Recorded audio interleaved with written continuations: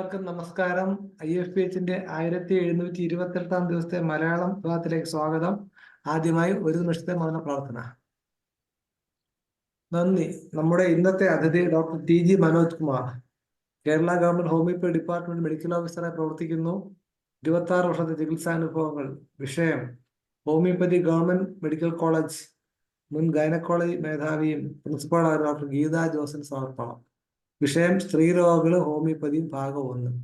നമുക്കറിയാം, നമ്മുടെ ഹോമിയോപ്പതി ഡിപ്പാർട്ട്മെന്റിൽ അല്ലെങ്കിൽ കോളേജുകളിൽ തന്നെ ഏറ്റവും പ്രഗത്ഭയായ വളരെ പാഷനേറ്റ് അധ്യാപകരിൽ ഒരാളായിരുന്നു ഗീതാ ജോസ് മാഡം. മാഡത്തിന് ആദരാഞ്ജലി അർപ്പിച്ചുകൊണ്ട് നമുക്ക് പരിപാടിയിലേക്ക് തുടങ്ങാം. Doctor Manoj, please start.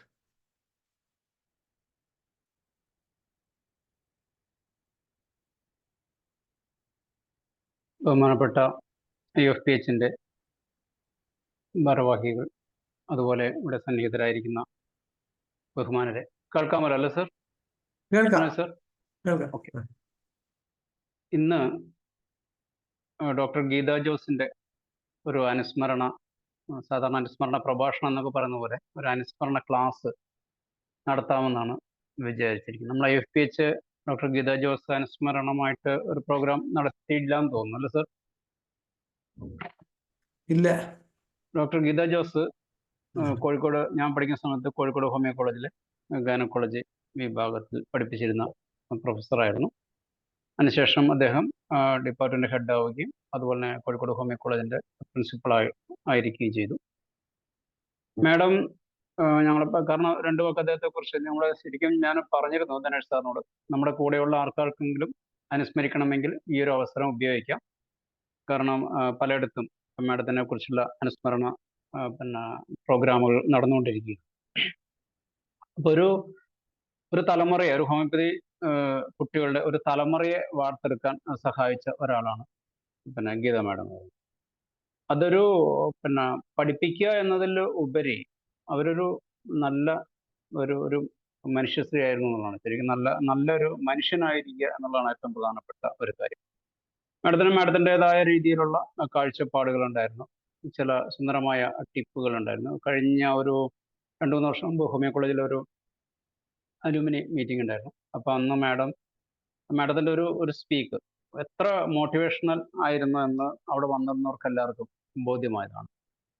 കാരണം മാഡത്തിന് ഒരു അസുഖം വന്നതും ആ അസുഖത്തെ ഹോമിയോപ്പതി മരുന്നുകൊണ്ട് എങ്ങനെ അതിനെ അതിജീവിച്ചു, ഹോമിയോപ്പതി മരുന്ന് മാത്രം കഴിച്ചിട്ട് എത്ര മനോഹരമായിട്ട്. കാരണം എല്ലാവരും അലോപ്പതി കഴിക്കണം അല്ലെങ്കിൽ മറ്റൊരു സിസ്റ്റത്തിന്റെ സഹായം തേടണം എന്ന് പറഞ്ഞപ്പോൾ ഒരു ഹോമിയോ കോളേജിന്റെ പ്രിൻസിപ്പൾ ആയിരിക്കുകയും ഞാൻ ഹോമിയോപ്പതിയുടെ വിജയം എത്രത്തോളം ഉണ്ട് എന്ന് കാണിക്കേണ്ടത് ആവശ്യകതയാണ് എന്നൊരു ബോധ്യത്തോടു കൂടി തന്നെ ഹോമിയോപ്പതി മരുന്ന് മാത്രം കഴിച്ച് അതിഗംഭീരമായിട്ട് ആ രോഗത്തിൽ നിന്ന് മോചനം നേടി ഹോസ്പിറ്റലിൽ എത്തുകയും ചെയ്ത ഒരു കഥ വിവരിക്കുമ്പോൾ അവിടെ ഉണ്ടായിരുന്ന അദ്ദേഹം പഠിപ്പിച്ച ഞങ്ങളടക്കമുള്ള ധാരാളം സ്റ്റുഡൻസ് എല്ലാവർക്കും എന്താ പറയുക, ഒരു ആത്മവിശ്വാസത്തോടു കൂടി ഒരു വലിയ കയ്യടി, ഹർഷാരവം അവിടെ മുഴങ്ങിയാണ്. മാഡം ഗൈനക്കോളജി പഠിപ്പിച്ചപ്പോൾ സബ്ജക്റ്റ് എല്ലാവർക്കും പഠിപ്പിക്കാൻ എളുപ്പമാണ്, പക്ഷെ ചില ടിപ്പുകളുണ്ട് നമുക്ക് ജീവിതാനുഭവങ്ങൾ പറഞ്ഞു തന്നിട്ടുള്ള ഒന്ന്. ഇപ്പൊ എല്ലാ കാര്യങ്ങളൊന്നും സബ്ജക്റ്റ് ഓറിയന്റഡ് ആയിട്ടുള്ള കുറെ കാര്യങ്ങളായതുകൊണ്ട് എല്ലാം ഓർമ്മയില്ലെങ്കിൽ പോലും വളരെ പ്രധാനപ്പെട്ട ഒരു പോയിന്റ്, ഞാനത് ഇപ്പൊ ക്ലാസ്സുകളിലെല്ലാം പറയാറുള്ള ഒരു കാര്യമാണ്. ഒന്ന്, മാഡം ഏതൊക്കെയാണ് എഫക്റ്റീവ് മെഡിസിൻ? നമുക്ക് സിലബസിൽ 1300 മെഡിസിൻസ് അല്ലേ പഠിക്കാനുള്ളൂ, 3800ഓളം മെഡിസിൻസ് നമുക്ക് ഉണ്ട്. അപ്പോ what is curative in medicine? ഏതാണ് ഇതിൽ ഏറ്റവും എഫക്റ്റീവ് ആയിട്ടുള്ള ഒരു സാധനം? കാരണം പേഷ്യൻസിന് നമ്മൾ മത്സരിക്കുന്നത് മോഡേൺ മെഡിസിനിലുള്ള ഡോക്ടർമാരോടാണ്. മത്സരിക്കുക എന്ന് പറഞ്ഞാൽ ഇവിടെ മത്സരത്തിന്റെ കാര്യം ഒന്നല്ല, എന്നിരുന്നാൽ പോലും നമ്മൾ അതേ വേഗത്തിൽ തന്നെ അവര് സിംറ്റംസ് ശമിപ്പിക്കുമ്പോൾ നമുക്ക് രോഗം തന്നെ മാറ്റണം. നമ്മുടെ physicians high and only mission അതാണ്, restore the sick to health to cure as it is termed എന്നുള്ളത്. അപ്പോൾ നമുക്ക് ആ രോഗിയെ തിരിച്ച് ആരോഗ്യാവസ്ഥയിൽ എത്തിക്കണം. അപ്പൊ അതിന് ഏതൊക്കെ മെഡിസിൻസ് എന്ന് പലപ്പോഴും ഒരു സ്റ്റുഡന്റിന് അറിയണ്ടാവില്ല. കാരണം പുതിയ പുതിയ മരുന്നുകളും വരുന്നുണ്ട്, പ്രൂവ് ചെയ്യുന്നുണ്ട്, കുറേ കാര്യങ്ങൾ നടക്കുന്നുണ്ട്. അപ്പൊ ഇത് ആരാണ്, ഇത് എവിടെ നമുക്ക് കിട്ടും എന്നുള്ള കാര്യത്തിൽ അന്നത്തെ കാലം, ഇന്നത്തെ പോലെ മീഡിയാസ് ഒന്നുമില്ല, നിങ്ങൾക്കറിയാമല്ലോ, ഇന്റർനെറ്റുകളൊന്നുമില്ല, പുസ്തകങ്ങൾ തന്നെ വളരെ കുറവുകളാണ്, അറിയാവുന്ന ആൾക്കാർ ഒന്നും പറഞ്ഞു തരുന്നില്ല. ഇപ്പൊ IFPH ഇപ്പൊ തൊട്ട് മുമ്പ് വിജേന്ദ്ര പ്രതാപിന്റെ ക്ലാസ് നേരത്തെ മനോജ് സാർ പറഞ്ഞാൽ അതിഗംഭീരമായ ഒരു ക്ലാസ്. കാരണം ഇതൊക്കെ കേൾക്കാൻ വേണ്ടിയിട്ട് ഇത്രയും കുറച്ച് ആൾക്കാരേ ഉള്ളൂ എന്ന് ഓർക്കുമ്പോൾ വളരെ സങ്കടം തോന്നും. പിന്നെ ഒരു ഗുണം എന്താ വെച്ചാൽ ഇത് യൂട്യൂബിൽ ഉണ്ടാകും. നമ്മൾ എവർ മെമ്മറബിൾ ആയിട്ട് ഈ ക്ലാസ്സുകൾ നമുക്ക് കേൾക്കാവുന്നതുണ്ട്. അപ്പൊ അദ്ദേഹത്തിന്റെ കഴിഞ്ഞ ക്ലാസ്സുകൾ കേൾക്കാൻ പറ്റാത്തവർ ഒന്ന് കേൾക്കണമെന്ന് അഭ്യർത്ഥിക്കുകയാണ്. അത് യൂട്യൂബിൽ ലിങ്ക് ഉടനെ അപ്ലോഡ് ചെയ്യുമ്പോൾ അതൊന്ന് കേൾക്കാം.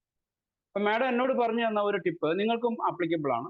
മാഡം പറഞ്ഞു തന്നത് ഒരു പേറ്റന്റ് മെഡിസിൻ ഒരു കമ്പനി ഇറക്കുന്നുണ്ടെങ്കിൽ read the content of that patent medicine. ഇപ്പൊ ഒരു കഫ് സിറപ്പ് റെമഡി ആണെന്ന് വിചാരിക്കുക. ഇപ്പൊ പല വലിയ കമ്പനികൾ ഒരു കഫ് സിറപ്പ് ഇറക്കുന്നു. നിങ്ങൾ ആ കഫ് സിറപ്പിന്റെ കണ്ടന്റ് എന്താണെന്ന് വായിച്ചു നോക്കും. കാരണം നമ്മൾ ഹോമിയോപ്പതി കോളേജിൽ പഠിക്കുന്ന നമ്മൾ മിക്സോപ്പതി അല്ലല്ലോ പഠിക്കുന്നത്, സിംഗിൾ മെഡിസിൻ ആണ് നമ്മൾ പഠിക്കുന്നത്. അപ്പോൾ നിങ്ങൾ അതിനകത്ത് ഉള്ള കണ്ടന്റുകൾ വായിച്ചു നോക്കിയിട്ട് ആ മെഡിസിൻസ് ഒന്ന് വെറ്ററിനറി മെഡിക്കൽ ഒന്ന് വായിച്ചു നോക്കും. ചിലപ്പോൾ നമുക്ക് veterinary medical available veterinary medical ആയിരിക്കില്ല. ഇപ്പോൾ പുതിയ വെറ്ററിനറി മെഡിക്കലുകളെല്ലാം നിങ്ങൾക്ക് ഉണ്ടെന്ന് അറിയാമല്ലോ. അല്ലെങ്കിൽ പിന്നെ മറ്റേതെങ്കിലും സോഴ്സ് വഴി ഒന്ന് സെർച്ച് ചെയ്ത് നോക്കുക. കാരണം ഇപ്പൊ നമ്മുടെ ഒരു കഫ് റെമഡിയിൽ ഒരു പ്രത്യേക കഫ് പിന്നെ ഇൻഗ്രീഡിയൻ്റ് ആണെന്ന് വിചാരിക്കുക. അതൊരു പക്ഷേ നമ്മുടെ നാട്ടിലായിരിക്കില്ല, വേറെ ഏതെങ്കിലും നാട്ടിൽ ട്രഡീഷണൽ ആയിട്ട് വളരെ എഫക്റ്റീവ് ആയിട്ടുള്ള ഒരു കഫ് റെമഡി ആയിരിക്കും, ഒരു കഫിന് ഉപയോഗിക്കുന്ന ഒരു ട്രഡീഷണൽ മെഡിസിൻ ആയിരിക്കും. അതിന്റെ ഇൻഗ്രീഡിയൻസ് ഇന്നതായിരിക്കും. അപ്പൊ ആ ഇൻഗ്രീഡിയൻസ് ഉള്ള അത് ഇന്നിപ്പോ നമുക്ക് ഈസിയാണ്. അപ്പൊ ഞാൻ ഇന്നും ചെയ്യുന്ന ഒരു കാര്യമാണ്, ഒരു പ്രത്യേക ഒരു പേറ്റന്റുകൾ കണ്ടു കഴിഞ്ഞാൽ ആ പേറ്റന്റ് ഉപയോഗിക്കുന്നതിനൊക്കെ പ്രധാനം നമ്മുടെ പേറ്റൻസിനെ ഭൂരിഭാഗം ഒരു പ്ലാസിബോ എന്ന രീതിയിൽ കണക്കാക്കിയാൽ മതി. ഞാൻ ആ പേറ്റന്റിന്റെ കണ്ടന്റ് എന്താണെന്നൊരു പിന്നെ ഫോട്ടോ എടുത്തിട്ട് ഞാൻ പിന്നെ ഓരോ മെഡിസിൻസ് അതിനകത്ത് എനിക്കറിയാത്ത മെഡിസിൻസ് ഏതെങ്കിലും ഉണ്ടല്ലോ പുതിയ മെഡിസിൻസ് പഠിക്കും. കാരണം അതിനകത്ത് ചിലപ്പോൾ സ്പെസിഫിക് ആയിട്ടുള്ള ഒരു പുതിയ പിന്നെ ഇൻഡിക്കേഷൻസ് ഉണ്ട് കിട്ടും. അത് മാത്രമല്ല ഇന്നത്തെ ഇപ്പൊ നമുക്ക് നെറ്റ് വഴി പരിശോധിച്ച് കഴിഞ്ഞാൽ അതിന്റെ ഏത് ഇൻഗ്രീഡിയന്റ് ആണ് നമുക്ക് ആ ഒരു പർട്ടിക്കുലർ സിംറ്റത്തിന് കഫിന് പിന്നെ ക്യൂറേറ്റീവ് ആകുന്നത് എന്നുള്ള കാര്യങ്ങൾ അതിന്റെ റിസർച്ച് പേപ്പേഴ്സ് ഒക്കെ നമുക്ക് കണ്ടെത്താം. അപ്പൊ മാഡം അന്ന് പറഞ്ഞു തന്ന ആ ഒരു പോയിന്റ് ഞാൻ നിങ്ങളോട് ഷെയർ ചെയ്യുകയാണ്. മാഡത്തിന്റെ ഓർമ്മയ്ക്കായിട്ട് അദ്ദേഹം എന്നും ചിരഞ്ജീവിയായിട്ട് നമ്മുടെ മനസ്സ് ഉണ്ടായിരിക്കട്ടെ. ബഹുമാനപ്പെട്ട മാഡത്തിന്റെ അദ്ദേഹം ഒരു ഗൈനക്കോളജി പ്രൊഫസർ ആയിരുന്നത് കൊണ്ട് അതുകൊണ്ട് തന്നെ ഇന്നത്തെ ഒരു ക്ലാസ് ഞാൻ ഏത് വിഷയം എടുക്കണം എന്ന് ആലോചിച്ചപ്പോൾ ഞാൻ പറഞ്ഞു ഒരു സ്റ്റുഡന്റിന് പിന്നെ മാഡത്തിന്റെ പഠിപ്പിച്ച ഒരു സ്റ്റുഡന്റിന് അദ്ദേഹത്തിന് നൽകാൻ പറ്റുന്ന ഏറ്റവും വലിയ ട്രിബ്യൂട്ട് അദ്ദേഹത്തെ കുറിച്ചിട്ട് ഏറെ പറയുക എന്നതിനേക്കാൾ പ്രധാനം അദ്ദേഹം എന്തൊക്കെയോ കുറെ കാര്യങ്ങൾ പഠിപ്പിച്ചല്ലോ. അപ്പൊ അതില് പിന്നെ ഒരു കാര്യങ്ങളെ കുറിച്ച് ഒരു പുതിയ വ്യൂവില് എന്റെ വ്യൂവിലുള്ള കുറച്ച് കാര്യങ്ങൾ നിങ്ങൾക്ക് മുമ്പിൽ അവതരിപ്പിക്കാം എന്നാണ് വിചാരിക്കുന്നത്. അപ്പൊ സ്ത്രീരോഗങ്ങൾ എന്ന് പറഞ്ഞാൽ വലിയൊരു ചാപ്റ്ററാണ്, നമുക്ക് പെട്ടെന്നൊന്നും തീർക്കാൻ പറ്റുന്ന കാര്യങ്ങളല്ല. അപ്പൊ ഞാൻ ഇന്ന് പിന്നെ ഒരു ചെറിയ ഒരു പോയിന്റ് മാത്രം ഇപ്പോ എല്ലാവർക്കും കിട്ടുന്ന കാര്യം, ഇപ്പൊ ഒരു ലൂക്കോറിയ വൈറ്റ് ഡിസ്ചാർജ് ലൂക്കോറിയനെ കുറിച്ചിട്ടാണ് ഇന്ന് ഞാൻ സംസാരിക്കുന്നത്. ഞാൻ പലപ്പോഴും ക്ലാസ് എടുക്കുമ്പോൾ പറയാൻ ഉദ്ദേശിക്കുന്ന ഒരു കാര്യം, പല സെമിനാറിനൊക്കെ പോകുമ്പോൾ നമുക്ക് ഒരിടത്തും കിട്ടാത്ത കുറെ പിന്നെ അറിവുകൾ കിട്ടും. പക്ഷെ എന്താ സംഭവം, ആ കേസ് നമുക്ക് കിട്ടൂല. കാരണം നമ്മൾ ഇപ്പൊ കഴിഞ്ഞ ഒരു ക്ലാസ്സിനകത്ത് ഞാൻ ഇപ്പോ പിന്നെ അദ്ദേഹം ക്ലാസ് എടുത്തത് സാധാരണക്കാർക്ക് നമുക്ക് ഒരിക്കലും കിട്ടാത്ത വലിയ വിഷയങ്ങളെ കുറിച്ചിട്ടാണ്. അപ്പൊ പിന്നെ ഞാൻ പറഞ്ഞു ഇതൊന്നും ഇവർക്ക് കിട്ടണമെങ്കിൽ 10-20 വർഷം കഴിയണം. ഇവർ പ്രാക്ടീസ് ആയിരിക്കുന്ന സമയത്താണ് ഇപ്പൊ നമുക്കൊരു കിഡ്നി ഡിസീസ് പിന്നെ എന്നെ പോലുള്ള ഒരു 10 വർഷമോ 15 വർഷമോ എത്തുമ്പോൾ ആൾക്കാർക്ക് കിട്ടിയെന്ന് വരാം. പക്ഷെ ഒരു ഒരു ജൂനിയർ ഡോക്ടറെ എടുത്ത് പക്ഷെ അവർക്ക് ഇത് കിട്ടിയെന്ന് വരില്ല. അപ്പൊ അതുകൊണ്ട് ഇവർ ഈ പഠിച്ചിരുന്ന കാലം ഇവർ 20 വർഷം വരെ ഇത് സൂക്ഷിച്ചു വെക്കാനും പോകുന്നില്ല. എല്ലാം അതിപ്രഗത്ഭമായ ക്ലാസ്സുകളായിരുന്നു. പക്ഷെ എന്നെ പോലുള്ള കുറെ ആൾക്കാർക്ക് ഇത് വലിയ ഉപകാരപ്പെടും, പക്ഷെ ഒരു പുതിയ കുട്ടികൾക്ക് അത് ഉപകാരപ്പെടും. അപ്പൊ ഈ ലുക്കോറിയെ കുറിച്ച് പറയുമ്പോൾ നിങ്ങൾക്ക് എല്ലാവർക്കും കേരളത്തിൽ ചികിത്സിക്കുന്നതല്ല ഹോമിയോപ്പതി പഠിക്കുന്ന എല്ലാവർക്കും കിട്ടുന്ന ഒരു കാര്യമാണ് ലൂക്കോറിയ കേസ്.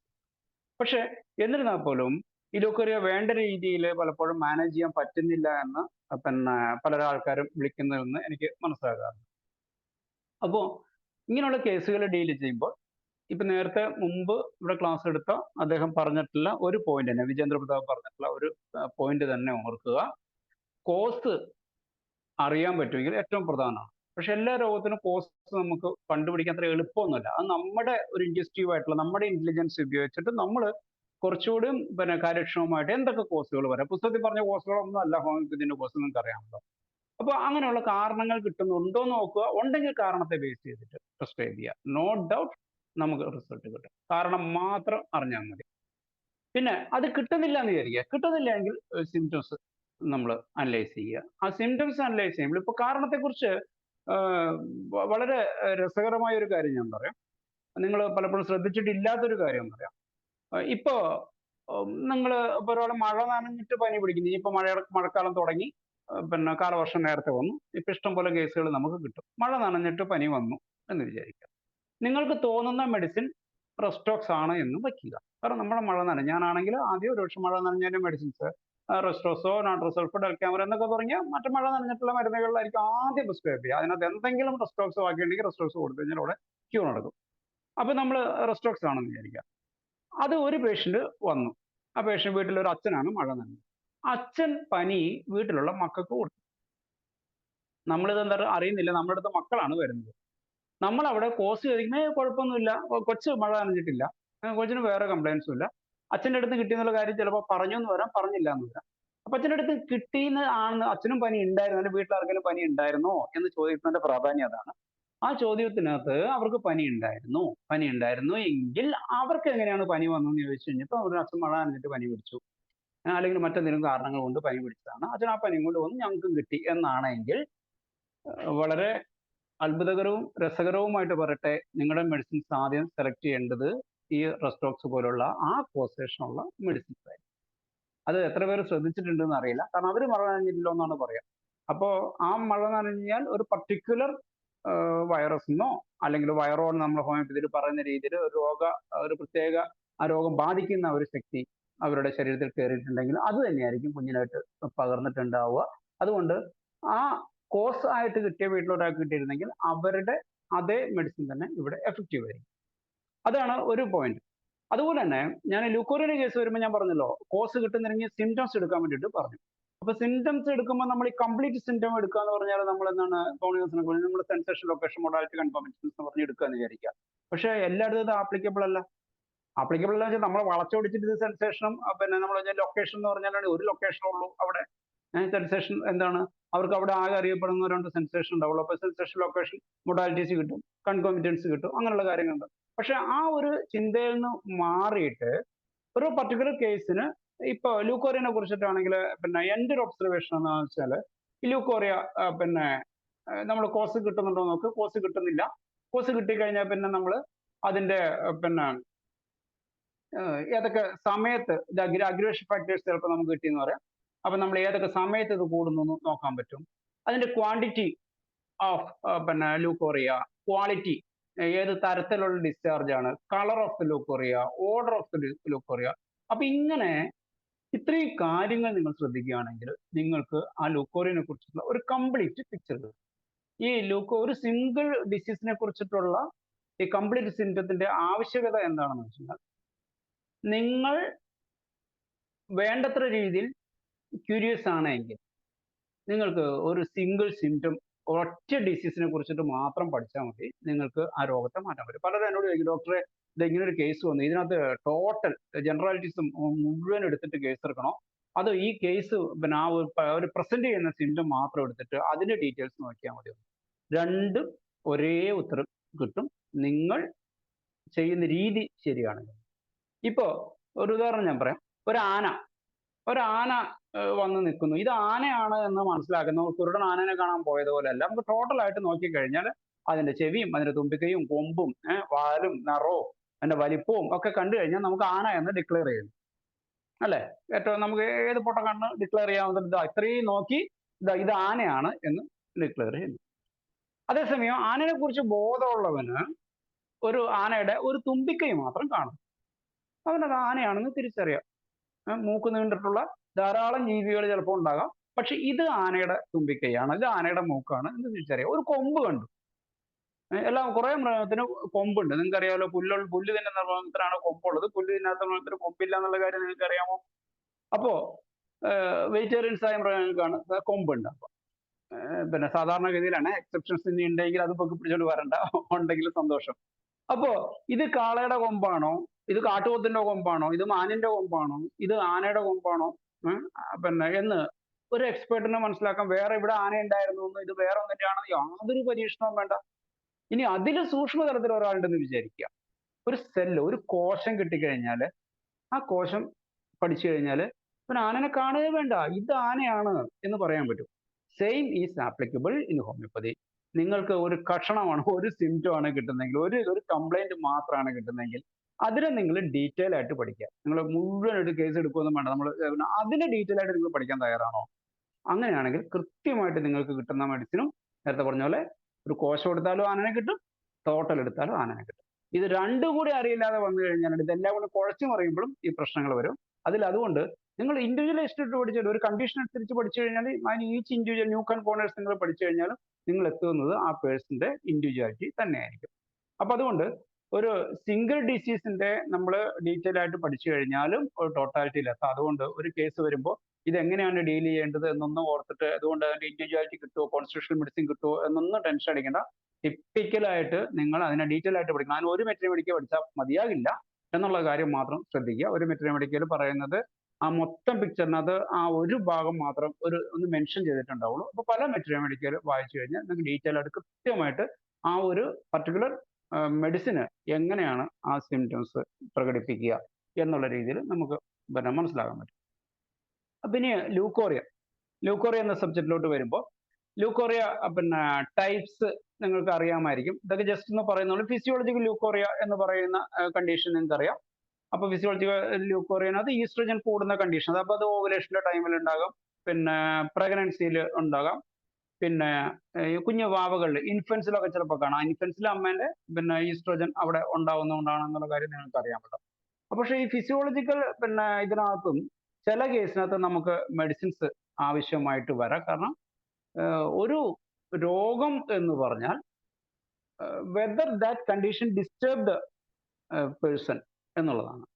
അതല്ലേ, ഈ രോഗം അവർക്കൊരു പ്രശ്നമില്ലെങ്കിൽ അവർ മറ്റു മരുന്ന് മേടിക്കാൻ പറ്റുന്നില്ല, അവരതങ്ങ് അഡാപ്റ്റ് ചെയ്തോളും.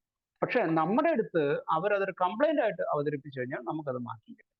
അപ്പൊ അങ്ങനെ വരുമ്പോൾ പ്രഗ്നൻസി സമയത്തുള്ള വൈറ്റ് ഡിസ്ചാർജിനൊക്കെ നമുക്ക് മെഡിസിൻസ് ഉണ്ട്. പെട്രോളിയം, ക്രൈസോട്ട്, പൾസാറ്റില, സെപ്പിയ, കോക്കുലസ്, മ്യൂറക്സ്, തൂജ, ഇങ്ങനെയൊക്കെയുള്ള കുറച്ച് മെഡിസിൻസ് ആണ്. നിങ്ങൾ ഇന്നത്തെ ഈ ക്ലാസ് മുഴുവൻ കംപ്ലീറ്റ് ചെയ്യുമ്പോഴേക്കും നിങ്ങൾ വരുന്ന കോമൺ ആയിട്ടുള്ള കുറച്ച് മെഡിസിൻസിനെ ഒന്ന് ശ്രദ്ധിച്ചു കഴിഞ്ഞാൽ ഇത്രയും മെഡിസിൻസ് മതി നമുക്ക് ഈ കണ്ടീഷൻസ് മാറ്റാൻ എന്നുള്ള കാര്യം മനസ്സിലാവും. അപ്പോൾ രണ്ടാമത്തെ ടൈപ്പിനകത്ത് നമുക്ക് പറയുന്നത് ഇൻഫ്ലമേറ്ററി ലൂക്കോറിയ എന്നാണ്. അതാണ് നമ്മൾ ട്രീറ്റ് ചെയ്യേണ്ട ലൂക്കോറിയ. മറ്റേ ഫിസിയോളജിക്കൽ ലൂക്കോറിയ ആണെന്നും ആൾക്കാരെ പറഞ്ഞ് മനസ്സിലാക്കാം. പക്ഷേ ഈ ആൾക്കാരെ പറഞ്ഞ് മനസ്സിലാക്കുക എന്ന് പറഞ്ഞാൽ അത്ര എളുപ്പമുള്ള കാര്യമൊന്നുമല്ല. കാരണം അവർക്ക് എന്തെങ്കിലും രീതിയിലുള്ള ഡിസ്റ്റർബൻസ് ഉള്ളത് കൊണ്ടായിരിക്കും അവർ വരുന്നുണ്ട്. ഒന്നുമില്ല, അവർക്ക് ആ ഭാഗത്ത് നനഞ്ഞിരിക്കുന്നതിനോട് വലിയ താല്പര്യമില്ല എന്ന് വിചാരിക്കാം. ഭയങ്കര അസ്വസ്ഥയാവുന്നു, അല്ലെങ്കിൽ ഇന്നർവേഴ്സ് നനയുന്നതിനോട് അവരെ അസ്വസ്ഥയാകണം. അപ്പൊ അങ്ങനെ വരുമ്പോൾ നമ്മൾ ശരി അതങ്ങോട്ട് മാറ്റി കൊടുക്കുക, അത്രേ ഉള്ളൂ. അപ്പൊ എന്ന് വെച്ചാൽ ഒരു നോർമൽ ആക്കി കൊടുക്കുക എന്നുള്ള കാര്യം മാത്രം ശ്രദ്ധിച്ചാൽ മതി. അപ്പൊ ഇനി അടുത്ത ഇൻഫ്ലമേറ്ററി ലൂക്കോറിയ. അപ്പോൾ വിവിധ രോഗബാധ കൊണ്ട് നമുക്ക് ലൂക്കോറിയ ഉണ്ടാകാം. അത് ഫംഗസ് ആകാം, ബാക്ടീരിയ ആകാം. ബാക്ടീരിയത്തിൽ നമുക്ക് STDs അല്ലെ, സെക്ഷൽ ട്രാൻസ്മിറ്റഡ് ഡിസീസ് വരാം. പിന്നെ മറ്റൊന്ന് ഇൻഫ്ലമേറ്ററി പാരസൈറ്റിക് ആണ്. അപ്പൊ ഇത്രയൊക്കെയാണ് ഈ പുസ്തകത്തിൽ കാണാം.